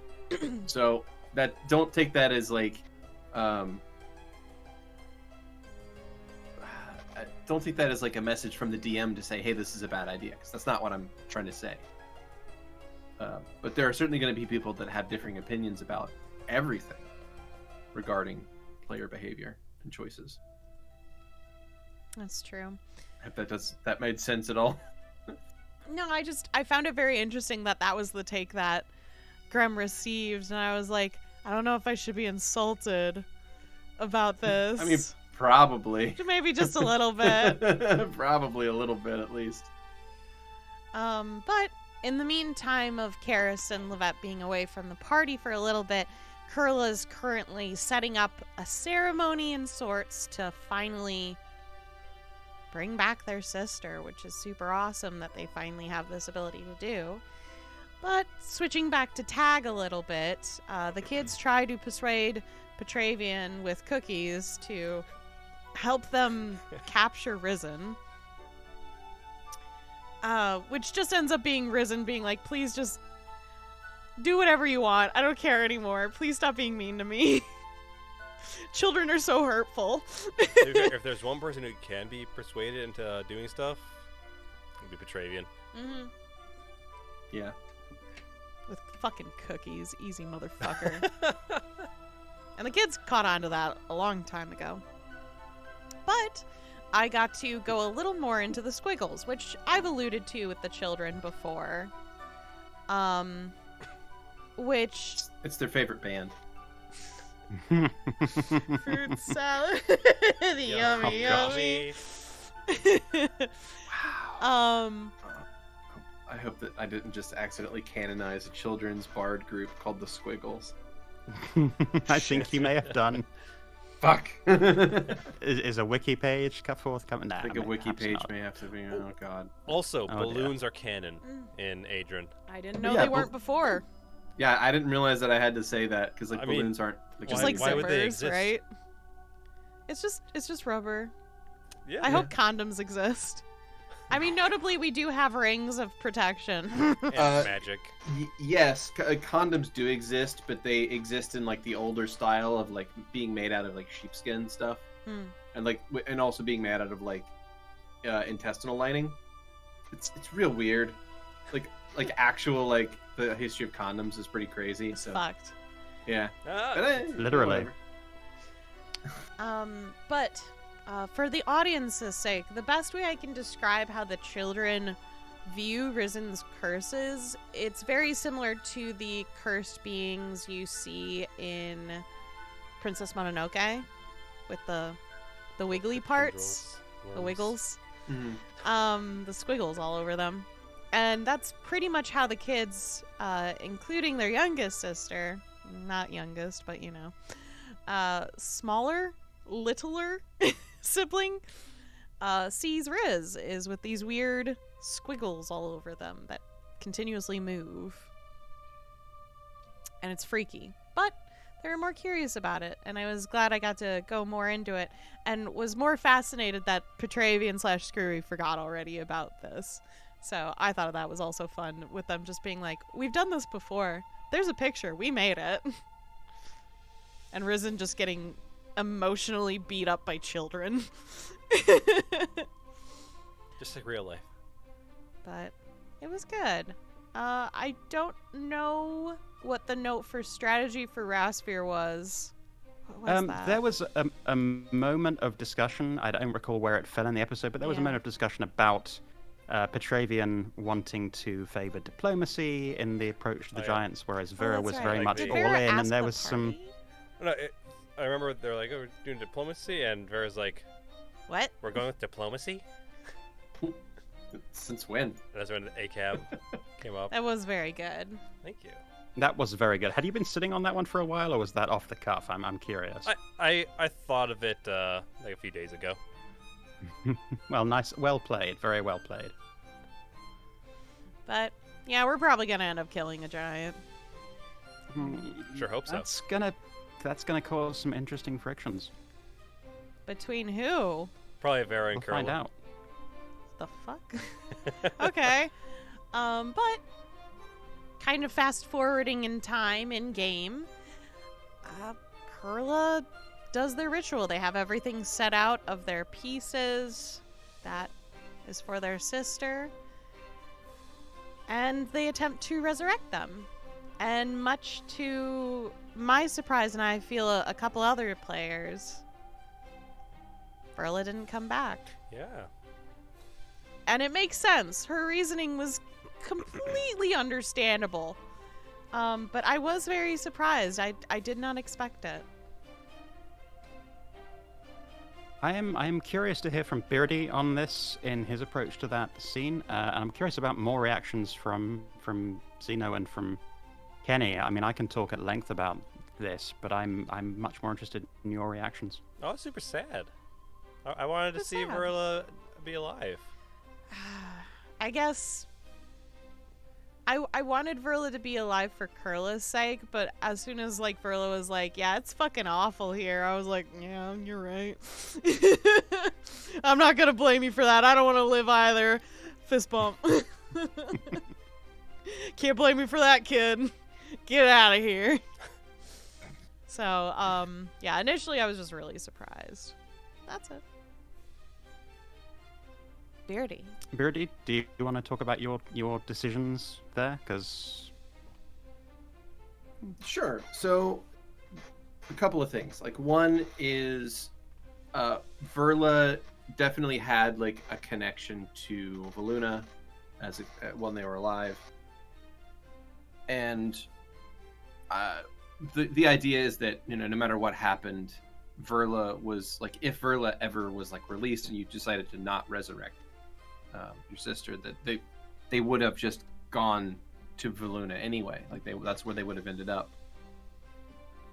And then given the option, it made sense. Like, this kid has had a pretty rough childhood, and then spent the next set of years kind of in this weird state of being kind of torn in two spiritually.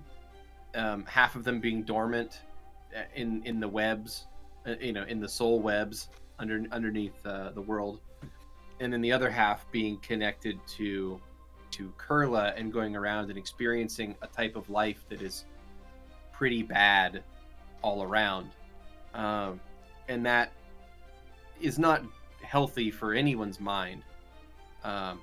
So then, given the ability to make their own decision and to be freed for the first time in a long time, maybe ever actually, and being given the opportunity to make their own decision, they chose to remain free, and to try to live in their own terms.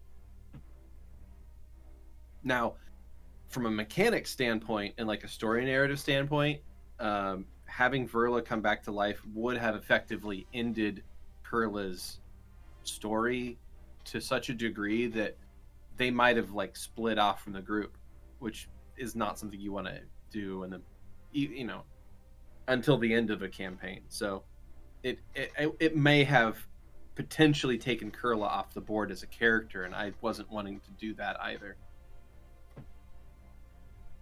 So that was my thoughts on it. I don't know if those are fair or not, but that was my thinking around it. No, I think those are absolutely fair, and I agree with them. I can offer some thoughts on that scene if people would like. It's still kind of fresh, and I'm still processing all of it. Heading into it, I had a couple of discussions with Beardy about where I thought Kurla's story had been and where I thought it was going, and what the potential outcomes of Verla's choice would mean from a storytelling perspective, from a performance perspective. And I'm debating whether or not to say what my preference was in terms of whether or not they were going to come back. I think I'd rather leave it ambiguous, if that's all right with you all, unless you really want me to express it. But I had a preference for which way it was going to go that I thought would lead to something richer for me to try to perform for them, and that worked better for the storytelling. As it stands, I'm really pleased with how things did turn out.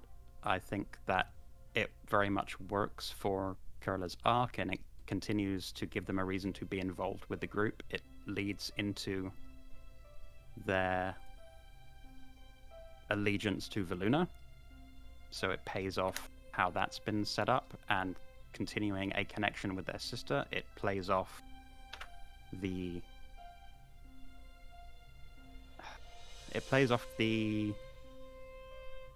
duality of those dueling forces of life and death, or choice and free will versus having one's destiny dictated by external forces. I just think a lot of different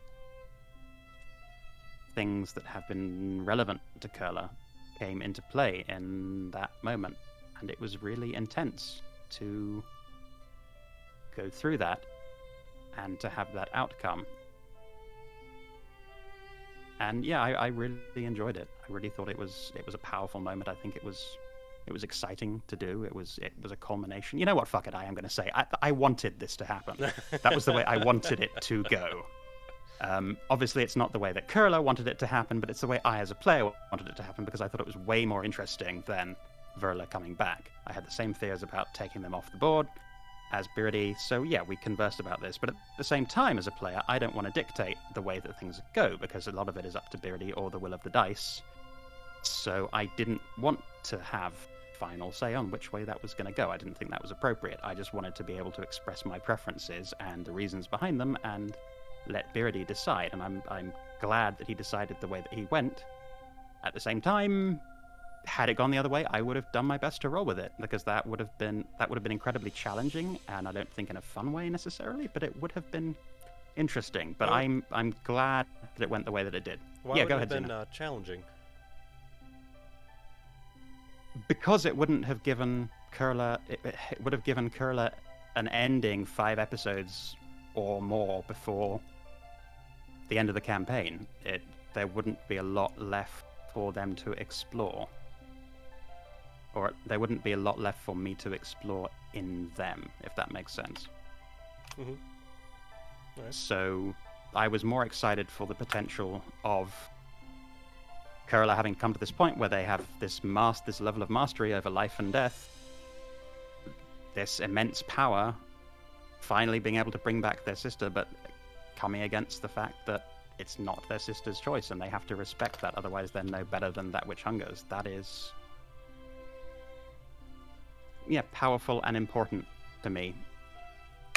So to have all of those themes playing off each other and to be able to play that moment in a way that I hope was moving, it was certainly moving for me, but I'm hoping that it was also moving for people in the audience and for all of you as players. I hope that you felt an investment in the way that that scene was going to go. Yeah, it's hard because, like, my gut feeling is, oh, I understand why this happened, and, like, it was probably gonna happen that way, was my gut feeling. But at the same time, I was still hopeful that Verla would come back. So it still ended up shocking me, even with my instinct to be like, oh, it's not gonna happen. I still wanted them to come back. I couldn't help it, and it was still very sad in the end. Xeno? No, I agree. But I was just purely like, oh, I assumed she's gonna come back and Yeah. I'll be hunky dory, have her stay at the Polyhymnia estate, and then we go and save the world, and then you can come back and live here. That's what I thought was gonna happen. happy end. Happy end. So far, I was surprised. Sorry, go ahead. No, so far only Vera is having. Vera's gonna have the best ending out of all of us, probably. She's like, I've achieved my life goal. I'm fine. All I gotta do is, like, retire and help my hive grow after the world saved. It was, as a player, I'm really happy about the way things went. I was surprised actually at the offer that was made, to Curler and Verla, or rather to Curler and if Verla came back, to be able to have that life at the house. And that made me also think, well, maybe this isn't going to go towards them not coming back. Maybe they are going to come back, and that made me think, well, okay, how will I play that? So I was also pleasantly surprised with the way that it went, but I think it went the way that it needed to go. And I hope, Kenny, that I made you proud in that I said, hurt me, Daddy DM. Did you say that? I was busy, like, going over how the ceremony went in my head. Not literally, but figuratively. I didn't go for the happy outcome. Oh, you didn't verbally say it. Okay. No. I went for the traumatize me more as a player, because it's I don't know if I can feel pride in other people. It's just what I like, because I find catharsis in working through problems. That's just what works for me as a player. But if that also works for you, awesome. It was cathartic. It was interesting bringing those emotions to the surface as well, simply because I am still learning to be more expressive emotionally. So working through those and bringing those to the surface in a more theatrical context, a performance context versus, it was fun. It was good. Do you remember getting mad at you very, very soon after this was over, though? How so? So Kurla, after the whole thing, is offered to have their Oh, bindings yes, from yes, that yes. which hunger is released, and Curl's like, I'm gonna have one more conversation with that which hungers, and I'm sitting there going, it's fine, you can tell them to fuck off, just don't tell them about Riz, don't tell them about Riz, don't tell them about Riz. That's all I'm thinking the entire time, and you fucking told them about Riz, you traitorous bitch. How is that traitorous? Then we teleport back to the arena. Oh. How is that Telling traitorous? someone who has a lot of power, this person can fuck you over, is just asking for them to get hurt. You traitorous bitch. I was so angry. I am sorry, but also not sorry, because from Curler's perspective, it's, hey, I have this really awesome, powerful friend, and you should be frightened of them because God. they're cooler than you No, are. it was awful. I hated it so much. I was so angry. And you're just like, how are you feeling? And I'm like, how am I supposed to feel? Well, I mean, angry as a player, I'm. I don't want my character to get fucked over by a creepy spider. I mean, was that a possibility, Beardy? Because I had actually expressed yeah. to you And beforehand it's not. that. It's not over yet. Okay. Like especially now that like this whole thing has happened and like it actually came to pass that Riz like got in there and stopped not only severed the connection but then also stopped the curse from fully taking hold. Like that has put Riz on that which hunger's shit list with like a bolt like Chopping block. up there Chopping up on the block. top of that list almost. I feel like he would have found out who it was either way. Well, you sure helped him. Traitor. Yeah. Traitor. Yep. It's in keeping with Curler as a character? Maybe? You. I don't know. I mean, now I feel genuinely bad as a player, Kenny. I was don't so know. mad. I can't tell how much of this outrage is actual outrage and how much I need to I apologize felt for betrayed now. as a player. I was like, you're fucking my character over. You're fucking my character over. It just kept getting worse. And then I had to pretend everything was fine immediately after. Well, how are you feeling about it now? I'm still angry. Okay. I then don't trust that which hungers. I'm scared of that which hungers. Genuinely. Soul was scared of them. I'm scared of them. Spiders are pretty easy to crush. So. I feel like we're going to have a conversation after this episode finishes, because I'm worried now. Legitimately I just worried. have something hovering over my brain constantly. It's just the stress of being like, anything can happen any day now. Oh fuck, oh fuck, oh fuck. I'm like, why would you do this to me? I don't know what I did wrong. All I said was I was gonna help you. Why would you throw me under the bus? It was absolutely not an intentional throwing you under the bus, or as my part as a player, or on Curler's part as a character. So I'm sorry that it came across that way, but it was not a deliberate betrayal. I swear to God, I would not set up another person's character or another player for a bad outcome. I That is not what I would do. Based on just how I understand how narrative things go, it just was a bad idea. So I was just like, as long as Curla doesn't say anything about Riz, it's fine. Like, I was very nervous in the beginning, but I was like, okay, Curla's not going to say anything. They're just going to taunt Thatch with hungers, which will probably be fine. It'll probably be fine. And then it got worse. Don't choke, I'm Beardy. sorry. Good. But switching off, where I had to be like, all right, it's fine. Everything's gonna be fine. I will convince myself that everything is fine because my character doesn't know that this happened. Woo! Let's go. I got to show off maps that I made during prepping for the Halloween special. For Very the awesome ceremony. maps. Thank you. Yeah. Which Skrewy thought was from a new program that we recently purchased to improve our maps, which was not true. Which I haven't used yet. Oh well. I mean, I booted it up and I started playing around with it. I haven't made a map in it yet, Well, but I feel like you have to learn the program first before that. Yeah, I've got to learn the program, so that's going to take a little bit. Yeah. No rush, buddy. Thanks. But hey, season 3 should have some pretty. Rush it! Ah! Oh, God!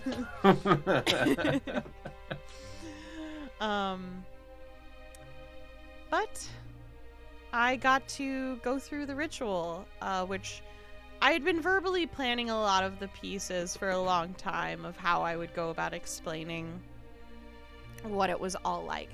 And I don't know if any of you guys noticed, but actually the basis of that room, it's in the shape as Rizen's main room. So if the Vardo Vargon, didn't have the side rooms, that's the shape it's in normally. Like, if Riz is just living alone, when they use that spell, that's what it is. So Just surrounded by their piles of riches? No. The size of it, the shape of it. Right, okay. Normally, it's still like the little kitchen with the fireplace and the bed. It's just... Instead, like, that was their storage room, technically. Where they put all their money all the time. That's why they're constantly like, I don't have any money on me. It's because they kept putting it in a place like that. So describe this ceremony to us. What was your ideas behind that? Why did you come to those conclusions? So I knew Wish. When I finally wanted to like use that spell specifically, I always knew I wanted to have Wish at least once in a campaign. And Riz is like the best character to use that for. And once I figured out Wish would be very good for helping Kurla out, I started researching the spell itself. And that spell is very expensive to use in general. And so my thought process was, sure, I could use the amount that Wish lists, but I'm literally severing a person from a god. I need everything, because that is like the penultimate use of this spell. I can't use Wish again. So it was very important for me to let everything go as Riz, even if it meant they couldn't buy the wind. They, at this point, were like, fuck it, I don't matter as much to me anymore. I'm not the most important person to me anymore. You guys are. The world is. This world. And I don't know if it proves it, but I don't need this anymore. And so they let it all go. And so I kind of intermixed the gold with how a lot of their spells go with like electricity and runes, and I wanted to intermix that for the ceremony. Well, that's kind of how I came up with it. I just want to apologize for the introduction or addition of credit cards to imply that Riz has gone to more modern worlds. I was fine with it if it had just been left as like just pieces of plastic, but that we went a little too far into it. I was a little hesitant on. I was like, ugh. If it had just been like left as is, I'd been like, yeah, the implication's great. Cool. Awesome. Well, it just became a joke. That's fine. That's fine. It's about having fun. That's what happens. But yeah, so I got to explain how I attempted to relinquish that which hungers from Kurla. Now, what did you think of the ceremony, Foaly? I thought it was incredibly moving. Even though you'd alluded to it in the past, I hadn't quite grasped the fact that it was going to be every last copper of Rizen's riches, nor had I grasped quite the extent of their riches. I had really been only thinking in terms of the money gained during this campaign and not their backstory. So that was very moving, knowing how much all of that meant to Riz. I think the descriptions painted a great picture. And yeah, I was just very impressed by it and very moved by it as a player, and certainly Kurla was moved by it, confronted finally with unimpeachable evidence that despite the differences that have emerged between them, that there is that degree of selflessness on Rizen's part, but also that they do consider Kurla to be their friend, which has come into question for Kurla at various points. Mm-hmm. So I thought it was fabulously done. Well done. What about you, Kyle? I didn't really let you in too much about how the ceremony was going to go. I pretty much guessed You guessed that would kind of be what it was. The entire thing was going to be like that. Yeah. You know me too well. It was fun. It was fun finally being able to use the ceremony because, as I said in character during the episode, I was waiting for Kurla to finish off what they needed to because I didn't know if Kurla would still end up being an oracle at the end of the day. I didn't know if Kurla would be a cleric and would still have a spell able to save their sister. So they were waiting. They were patiently waiting for you to finish your dirty laundry, I guess. Like, I don't know a better phrase for that. Which, interestingly, I was doing the same thing. I was waiting because Kurla didn't want the power for this spell to be driven from that which hungers. They were trying to wait until after they changed allegiances, so... Riz couldn't ensure that you would still have that magic, so they couldn't. That's is one thing I can comment on, though, that I didn't expect, because I thought the point was you were trying to keep the power from going back to that which hungers. I might have messed up. Whoopsies. Look, I said a million things in my head, and sometimes you forget some words. It's fine. I think Kurla had more or less abandoned that idea anyway. They kind of accepted the fact that the power might end up back with that which hungers, especially when they were offering that which hungers the chance to take it back voluntarily, which was... Sorry, go ahead. Oh, no, we could have just gone into some blood magic. Store that in another capsule. Yeah, what could possibly go wrong there? Yeah, exactly. But again, just retouching on that earlier part, the earlier conversation with that which hungers, the idea that there was taunting going on, certainly, but the core of that, I don't want anyone to feel powerless and fucked with and feel small by forces beyond their control, that was genuine, coming from Kurla towards that which hungers. So that was... Okay. Just that offering that choice was important to Kurla and to me. But the fact that it didn't go that way and that Riz did need to summon all of that power and make that sacrifice I'm was... honestly really glad that it didn't work out that way. I'm really glad I got to spend all my money. So I am too. I had never anticipated that Witch Hunger's going for that. I didn't think that there was ever going to be a possibility that that was going to go that way, because I was looking forward to seeing Riz in action. So I didn't anticipate that would happen, because I trusted that Beardy would not want to kneecap Riz having that moment. I don't know, I wasn't expecting that statement, so I was like, oh fuck, if this goes that way, I'm never getting back to normal. Fuck! Oh well. But trust the DM, right? That's speaking of getting back to normal, though, interestingly enough, after that ceremony was done, and Kurla was severed from that which hungers, that which hungers comes back and has final word or two. Hey, kind of. You finally pissed that which hunger off, though. Yeah, aren't you happy? It's exactly what you wanted. Yeah. Well, no, like because a bunch of times you've talked to that which hungers, and he's like, been try this to jab smarmy them. piece of shit this whole time, just being like, "Oh no, it's fine." It doesn't bother me. And then finally, you got through. Yeah, you did. You finally fuck you. You finally pissed off that which hungers enough to curse Kurla. To which Riz then blocks that even to some degree. Thanks, Farah. Even further pissing off that which hungers. That worked out beautifully and or really well, and I want to kind of touch on why.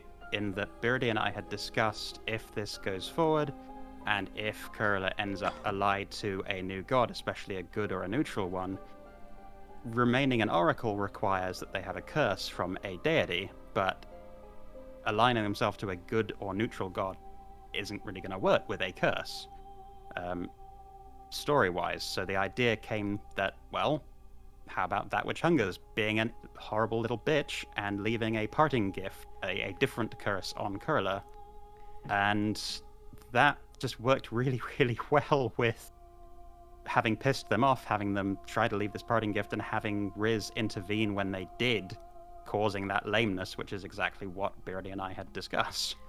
I have a thought, and this isn't negative, it's just an observation. Okay.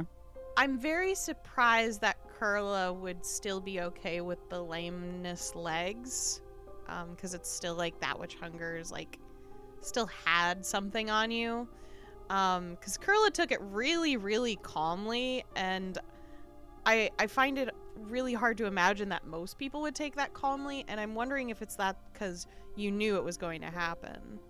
Not at all. Okay. It's because of the just intensity of emotions that they're overwhelmed with right now, having just lost their sister, but also suddenly not feeling that hunger and suddenly being free, and just psychologically, and not feeling any links aside from those physical ones to that which hungers, feeling that freedom, that elation, that high.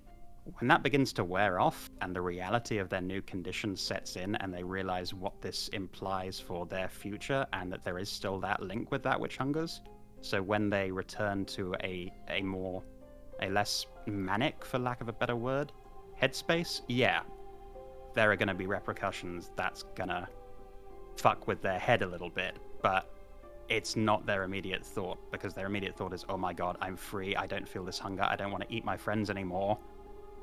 Hey, my sister is safe too. Despite losing her, she's safe. Just all of those feelings were overwhelming. Oh fuck, now I have spider legs, and what a little bitch that spider was, and oh no, this has really upset my friend too. So, no, that was a conscious decision. That wasn't me that was me playing it that way so that they can have a bit of trauma about it when they return to normal, if that makes sense. Okay. I was curious on that, because I was like, you are taking this really calmly right now. I would not be. I am not. The operative words are right now. In future, and that's the whole night. gonna... Well, and the whole night, but yeah, they're free. They're amazed. Come the morning, when reality sets in, when they forget and then wake up and can't walk properly. Which, I mean, it was an interesting juxtaposition of Kurla's total, like, calmness and acceptance of what had happened compared to Riz's freak out. Yeah, I think that actually is also a part of, I think, their reaction, was that seeing Riz so distraught over this, there is that desire to downplay any negativity from it and reassure their friend that actually know that this is fine, whether or not they think that it's completely fine, and they won't when they come to grips with it, but in that moment, they have to treat it as completely fine, because maybe that will make their friend feel less shitty. Oh, no, If that made it makes worse. sense. Well, yeah, but there's that damn communication gap between the two of them. Well, to Riz, it was like, you're not taking this seriously. This is awful. And to Kurla, it was like, this is an improvement. This is such a dramatic improvement. You've helped so much. Mm-hmm. And even still, Riz pretty much stopped their conversation with Jiro, because their only explanation was, none of you understand how I feel in this moment. I thought I could be a god for a second. Mm-hmm. Which is really tragic, considering. But it in a way, I think it fully humbled Riz Completely. as a character, which, minor spoilers for the future, is exactly what had to happen. So, yeah. I look forward to episode 61. Did you anticipate me running away, Beardy? No. Okay. But I think that it worked out really well. Because, I don't know, me as a person, even when I was a small child, if I ever got, like, too worked up or upset, I would always just leave and, like, go into a corner or go into a separate room and just wait it out, pretty much. Wait out my emotions. Mm-hmm. And that's just how I deal with things. I don't feel good being emotional around people. That shows a lot of emotional maturity, at least a lot of self-awareness to how your mind and body works. Mm-hmm. As a small child. More so than most people do. Mm-hmm. So good job there. Well, I mean, I feel like people don't know how to deal with emotions normally from like other people, especially if they're not feeling the same way. So removing myself from those situations usually is more important to me, because I'm like, ugh, I don't want to be around me. Why would anyone else want to be around me? So bye, Felicia. I'm out of there. And it was the only thing I could think of at Riz at the time, because they couldn't look Vera in the eyes as they left the Vardo, because they didn't think it would matter, based on Kurla's reaction, they didn't think it would matter as much to Petravian at all, or even Levette probably that much. Levette would probably be like, it happens. But to Vera, they probably would register it as, oh, you messed up. And Risen couldn't handle that, so they left. They were embarrassed and disgraced. Which is so tragic. And so great in terms of storytelling. And characterization and performance. It's really impressive. Obviously really emotional though for you, Keni, as the performer. Would you have preferred that had gone a different way? I was hoping that you'd be fine. So, yeah, when the world crashed down on me, and all I could think was, I'm a failure. I did it wrong. I didn't wait long enough. I'm not strong enough. I did it wrong. And it all just kind of flooded in. And just being told, you did your best. And I was like, are you fucking kidding me? It wasn't enough. That just hurts. Jiro was trying to reassure you that there was no winning scenario there. I'd say, like, Keni broke through in that moment when you said it, though. Because it just really hurt. And that's when, like, the most real sobbing happened. I had to cover my face because I knew I was going to ugly cry. I don't do well with failure, so I was very upset about it. But, It's almost as if, like, Riz is based on, like, my perfectionism or something. What?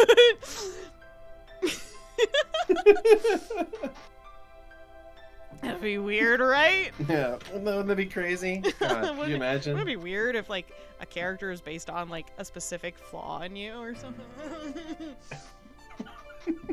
Well, as Riz and Jiro have that quiet moment as Riz effectively sobs themselves to sleep, the other party members have some reactions to Kurla's new legs, and it's basically as you just outlined. Petravian wasn't particularly concerned. Didn't really care. He doesn't care about things. Yep. He's an inconsistent character. It's fine. Levette's sort of first reaction was very practical and pragmatic in terms of, well, what can I design? What can I help you with to help with this? Since they have some experience with ambulatory issues. And their Vera's response, that too, which I'm touched that Levette was able to overcome any nasty reaction there to offer assistance immediately and not recoil in horror at, oh shit, this has happened again to someone I know. But Vera's response was perhaps the most fascinating and certainly the most hilarious to me. You want to talk about that, Xeno? Oh yeah, so Vera's... First of all, so Vera has, I'd say, two... obviously, she has a fear of dragons, but she also has a partial arachnophobia. She hates spiders. Reasonable. Yeah, I mean, it's literally the antithesis of Mellifera.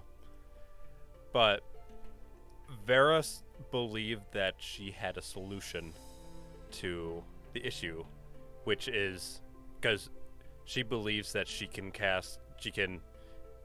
utilize the healing that she can imbue to cast Regenerate, because she actually can do that. So what she was going to do is she would have tried to give you basically a carapace leg.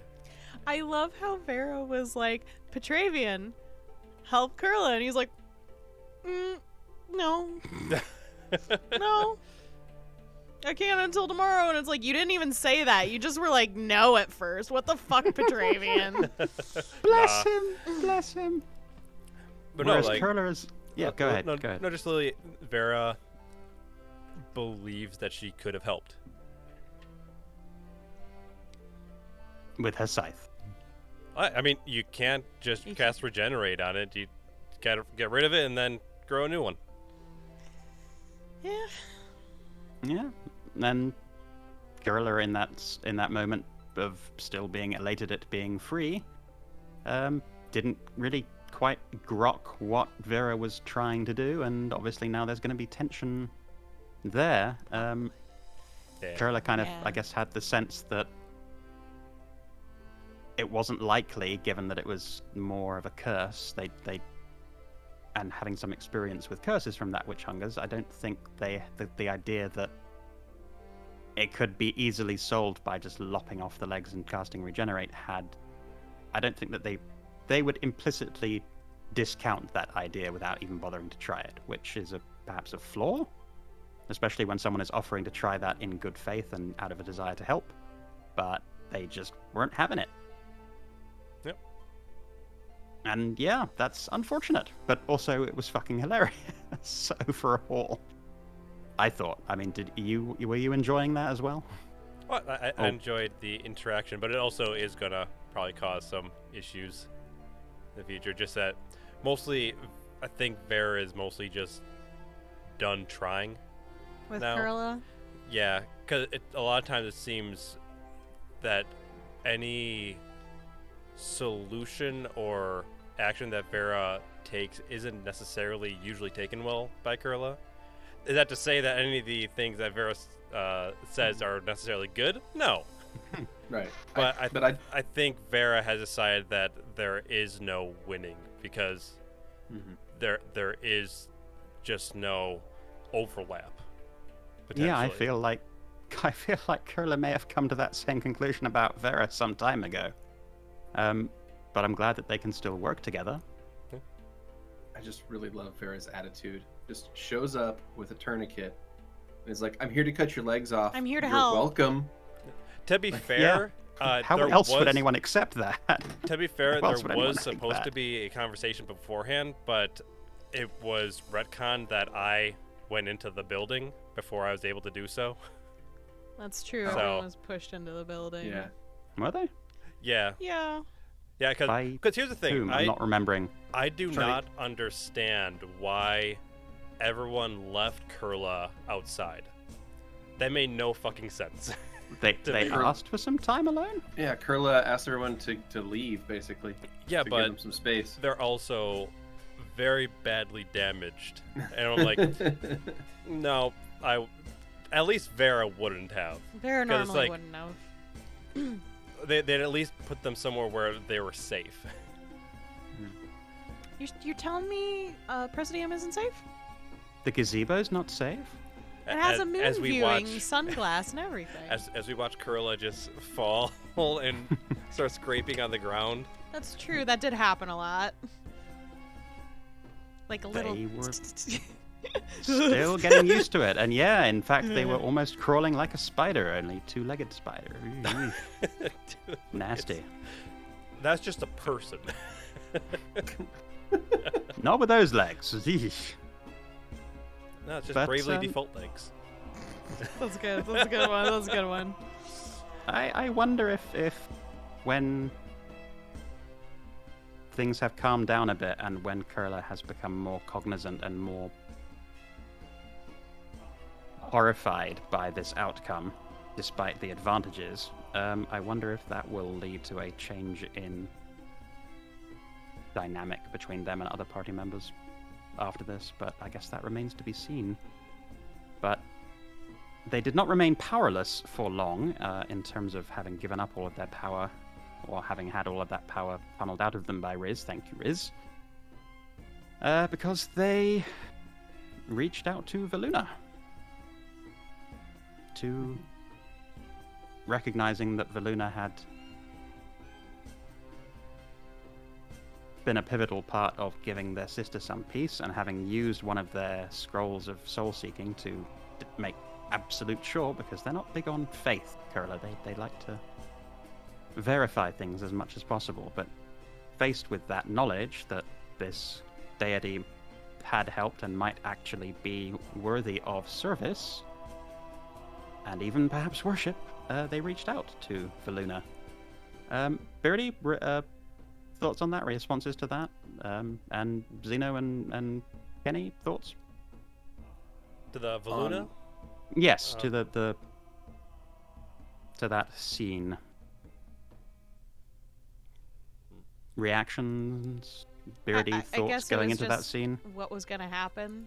Yeah, because I wasn't sure where you're going to get the power from, if you were going to get power or not. Yeah, I thought you were going to be a cleric still.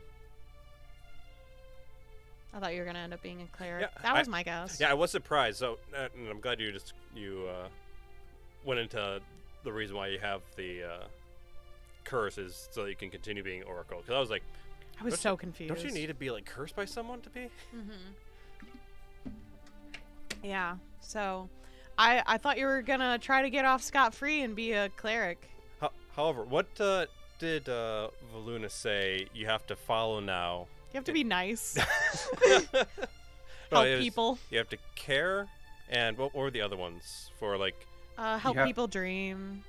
You have to basically respect the life of all who dream. So I'm interested in that's a tough one. Curl is going to deal with trying to change themselves potentially to. Well, how much? Sorry, go ahead. No, just to allow for being part of this new religion. I'm just wondering. I guess I don't see it as that much needing to change between the way that they react to people and what their underlying motivations have always been. They cultivated an air of being standoffish and nasty in order to keep people safe from them. As sharp as their tongue is and as nasty as they are to people, their main concern has always been, how can I help these people? How can I heal them? How can I keep them safe? What can I do to be of service to them? So there's a difference between being nice and being kind. Yeah. True. In terms of the dreaming stuff, I think they touched on it a little bit, more in the figurative sense of dreaming versus the literal. I think there's going to be a lot for them to learn about that. I think if they wanted to just be a healer for a deity, they could have chosen a better deity, but they are, or rather a more healing-aligned deity. But you can heal with any deity. Right, but don't be like Beardy Skrewy over here. It's like no. I am aware. I am aware of that, and it's something that we've discussed before. I could do it with Mephistopheles. Fuck you. There are deities, and Beardy, correct me if I'm wrong. There are deities that are more associated with healing. Yes, there are ones that are going to be better at it than others, for sure. Go ahead. And to use the example just given, Mephistopheles, it's like, yeah, you can cast a healing spell for that, but a cleric of Mephistopheles is a much worse healer. Oh yeah. Than an oracle I of. Still can heal though. Yes, but the ability to heal and being a good healer are different things. Petravian has the ability to heal. That does not mean that I would want him to be the party's healer. Yeah, if you want to talk about having a subpar healer, watch next season. It's going to be a rough season for healing. Hell I'm yeah. excited. Oh, that's it hard adds mode. A lot of. We're going into hard mode. Right, but it also adds a lot of additional challenge to combat, which I think is good. And because having a life oracle is basically playing the game on easy mode. Yeah. Like it makes the party damn near unkillable because you have access to the best healer in the game. I was asked to play a life oracle. No. You were asked to play a healer. You said best healer was a life oracle. You asked what it was. Look, that's fine. You wanted to be as helpful as possible, and I was like, okay, here's an option. Right, yeah, and that's me. Yeah, and that's fine. But we don't. But the thing about D&D and role playing games in general is that as long as you are playing the game for the story, you don't have to worry too much about optimization. Like there's kind of a trap you can fall into to be like, oh, if I'm going to play a game, I'm going to play the game as best as I possibly can. I'm going to maximize, I'm going to optimize, and I'm going to look at the meta, and I'm going to be like, oh, okay, I'll just build my character exactly like this, and I'll be incredibly effective. It's like, yes, that's fine. But in an RPG, that's kind of beside the point. Like, the point of the game is not having the strongest, most amazing character. I mean, some people play it that way. A lot of people play it that way. Well, they war game it. Yeah, right. They war game it, or they run it like a video game, and they're like, oh, okay, I know that if I do this exact spec, then I'll be the most effective. And it's like so there's something wrong about that. You lose sight of the story. When I wanted to make the show, I was very adamant that I wanted people who could act well, not play the game well. I didn't give a shit if they played the game well, other than knowing their spells. All they had to do is know how their character worked. That's all I cared about. Because that saves time, so that we can get back to the RP. Right, but at the same time, in a combat situation, having a grasp of tactics is useful as well. So, like, that you could make an argument is more important than, say, building your character correctly. That's true. Having a better grasp of, like, action economy and tactics are useful, because then you end up in a situation where even effective characters are useless if they're used poorly. It's a whole thing. I can speak a little bit to why I chose Life Oracle, and it was on your recommendation initially, because I was thinking what would be the most useful, but it wasn't in terms of min-maxing. It was how can I make myself as useful to this group of players as possible so they don't can me after 2 weeks. So that speaks to my anxieties a little bit, but also it's because having read the class description, it was like, okay, this could make for a really interesting character because of that curse aspect. Yeah. So yeah, min-maxing was never the intention. I wasn't accusing you of that either. Yeah. So no, we were just going into that discussion. Yeah. Just to clarify that. But my curiosity is more, why did you choose to stay as a Life Oracle? I liked the idea that the curse could get switched up, but that there would still be a connection to that which hungers. I liked the idea that that would always be a part of them in a very... that those scars from that experience would remain, in fact, in a literal sense as well as a figurative one. It never actually crossed my mind to change class, because I think that they function well as a Life Oracle, and having now switched their allegiance to Voluna, I think it does work for their kind rather than nice. I think there's a lot of dogma that they're going to have to do. I think they're going to have to continue to expand their view of the gods, which has been informed by a lifetime of misdirected hatred and also very fucked up cultish teachings in their youth. So they have a lot to unlearn, but it gives them a lot of places to go as they learn these things, as they adjust to the expectations of Voluna for them. Does that answer your question? Yeah, I was curious because my intention with Wish was to make you into a cleric, pretty much. So I was very surprised that you ended up being a Life Oracle still. I was like, what? I really did mess up. Oh no! Yeah, no. Because Keni was counting on the curse being gone completely, and that would be the end of the curse aspect. So you would be more of a cleric. Well, now I have to wonder if we should have talked about this more, or if it works better for the show that we didn't talk about this more before that. Yes. I realized that, but looking back, I'm just thinking, did this work out for the better for the show and for the audience? I don't know. not? Like, it's what your character, like, whatever satisfies you more. It's just that was my intention with Wish. That's all. I mean, I'm satisfied from it because it acted in a way to humble Riz, which was very important to the story, which we'll get into in a little bit. But there was also the I guess in that moment, Krilla also wanted to demonstrate that they were worthy of this power, that they could handle this power and also use it responsibly, and that they were worthy of it in that they would be using it for good, as they had always tried to use that which hungers power, but finally being able to use power from a good aligned deity to do good, taking advantage of that opportunity to humble themselves before Voluna and actually pledge themselves on behalf, not just because of what they'd done for Verla, but also for what they could do for Riz. That was also important to me, to once again, in not just in gratitude to Riz, but out of a desire for fairness for them and just a desire to see them doing I do as agree with Kurla, though. They weren't given a lot of answers. Yeah, I mean, Kurla was as tired of the cryptic stuff as Being well, the not same as, answer. but they were tired of it, and they wanted something good for their friend, especially since their friend had done something so amazing for them.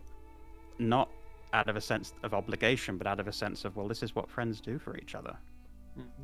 They help each other if they can. Because why wouldn't you? If you can help a friend and you choose not to, what does that make you? That's where they were coming at it from, and the fact that Valuna was willing to grant that, I hadn't anticipated that going down the way it would. My thought was that it would go down with, well, okay, Riz will be able to ask a question or request something, and perhaps that'll be granted, and maybe it will just be less vague. I had not anticipated it becoming that. Well, I had not anticipated it going the way it did in the next scene. Yeah. Because yeah. Valuna was just like, no, you just tomorrow take Riz to the festival. Because I didn't want to kneecap Kenny's agency or Riz's agency in being able to determine how they wanted things to go, because maybe they wouldn't have asked for their memories back. Maybe they would have just asked for a particular hint. I just knew I needed to do the ceremony at some point. But Bye, money. yeah, and that I guess takes us to the Harvest Festival, which Valuna directed Kurla to make sure that Riz attended with them, and the rest of the party in wonderful magenta and orange costumes. Yay! Except for Vera. Except for Vera. I mean, Except for notably, Vera. you're in this amberish armor anyways. It suits the Harvest Festival even still. Mm-hmm. Yeah, Vera blended right in. Oh yeah. So the whole town's done up in autumn colors, and Only the Polyhymnias wear the magenta though. They're special, yeah. Yeah. It was So- touching that they offered it to Kurla. But yeah, Well, the kids my listen. They might not be around, but they are listening normally. Oh, they're always around. They're always they around. hear everything. Always listening. It's never very sleeps. frustrating for the staff. But What little staff is left? yeah, they're slowly being replaced. It's fine. Anyways, so the kids took Kurla to the moon room on behest of their request and invited them to the Harvest Festival. But in doing so, they pretty much revealed, yeah, Mom said you were gonna live here, so you're a Polyhymnia then. Which was so sweet and nice, and if Kurla survives, maybe they'll take them up on that, although I don't know if the offer stands now that their sister isn't going to be around. Obviously, that was already past that. Yeah. Fair point, I hadn't thought about it like that, so yay. They're Kurla like, has yeah, somewhere we to know go your if they sister isn't coming survive." back, but the offer was for you too. That's awesome. That makes me so happy as a player. Now I want Kurla to live. They also asked you about maturity. Which Kurla tried to address as something that could only be gained through experience, but Which is also very helpful for them. Thank you for saying it that way. They also tried to emphasize that that growing up too quickly was not the best idea, but at the same time they did admit to the fact that no, that's probably not at all helpful to you, but it was the best answer they could give you in that moment. Mm-hmm. No, I was very pleased with your answer. I was like, perfect. This is exactly what I needed for them. Oh shit. Well, oh shit, what has Kurla done? Fuck. Well, yay, I'm glad that worked with what you wanted. Things are in motion. Oh dear. But we went to the festival. Went to the festival. Betravian's like, fuck all the people. Fuck all the people. Let's go to a festival. I don't care. People are dying every day. And Levette's like, I don't know. Maybe we should consider it. I think we were. Oh, sorry. You go, Foaly. I was just going to say it would have made more sense if there had been a moment where Kurla could have emphasized the importance of no, we have to go to this festival. Just trust me on this. We have to go to this fucking festival. But I also don't know if that could have been worked in organically. So. I mean, you had already asked to go to the moon room, so. Yeah. It's fine. Yeah, because obviously Vera next session is going to be upset about being at the festival. Oh yeah. And obviously, like Vera tends to be the one who's poo-pooing, not doing the thing. The thing. But That's When is fine. We Vera need not someone. upset about And that's- We something? need someone I who mean, does that. But- To be and honest. That's all going to be like addressed in 61. So the whole festival thing and all the Riz stuff, that's all going to be fun. But I was thinking about it, and with just like Vera always being upset about that stuff. But I feel like Vera is the one person who has the most to lose. Yeah, probably. And that's why she takes it the most seriously. Honestly, I feel like Riz would have fought it if they weren't so still emotionally drained from the night before. Because I imagine they're practically in zombie mode during the festival. They're just like, yeah, I'm here, whatever. Just keep staring at your legs. Just being reminded of their failures. Yeah. so That's what Riz is doing the entire time. I'm just thinking because obviously Vera has the hive that is the whole point. She doesn't want that to get removed. But Travian, I guess He cares? I guess he cares about the hive. Sometimes. Depends on the day. No, not really though, because he's like, fuck it. Well, we'll continue doing this. Levette's thing isn't about people; it's about doing her project. Yeah. It's about something that is unrelated to the Deadlands. Kurla, obviously your sister died literally this episode. Yeah. So I don't know what Kurla's drive is. Yeah, they want to help as many people as possible, but they're easily sidetracked, I guess is perhaps the best way of putting it. They're easily sidetracked. They get caught up in the lives of they get caught up in the lives of individuals and lose sight of the bigger picture, I guess. So I feel like the only other person that has like a significant drive would be Risen, and that's just because you hate the idea of a planet dying. Yeah. I think they have more agency as time has gone on because they've learned to care about this world more than all the other ones they've really been to, because before it was just, oh, I'm here, I make money, and I go. But they've been here for a while now. They've seen plights, they've seen disasters. It's hitting a lot harder than anything else could have. So I think they definitely have more agency. I'm not saying as much as Vera at all. I'm just saying I think they care more. Yeah. And they just don't want the world to end. Mm-hmm. Their friends are here. Yay. They don't have any, so. And the gods don't exactly, I don't know if they count as friends. They're family, but I'm not good enough, so it's fine. It's fine. It's fine. Well, that's how you end the. Well, rather that's up until the last 10 seconds or so of the episode. That's how Riz is feeling. I'm very curious to see how Riz feels in 61, I gotta given see what happens. what happens first. So, Yeah. We it bought ended the with- wind.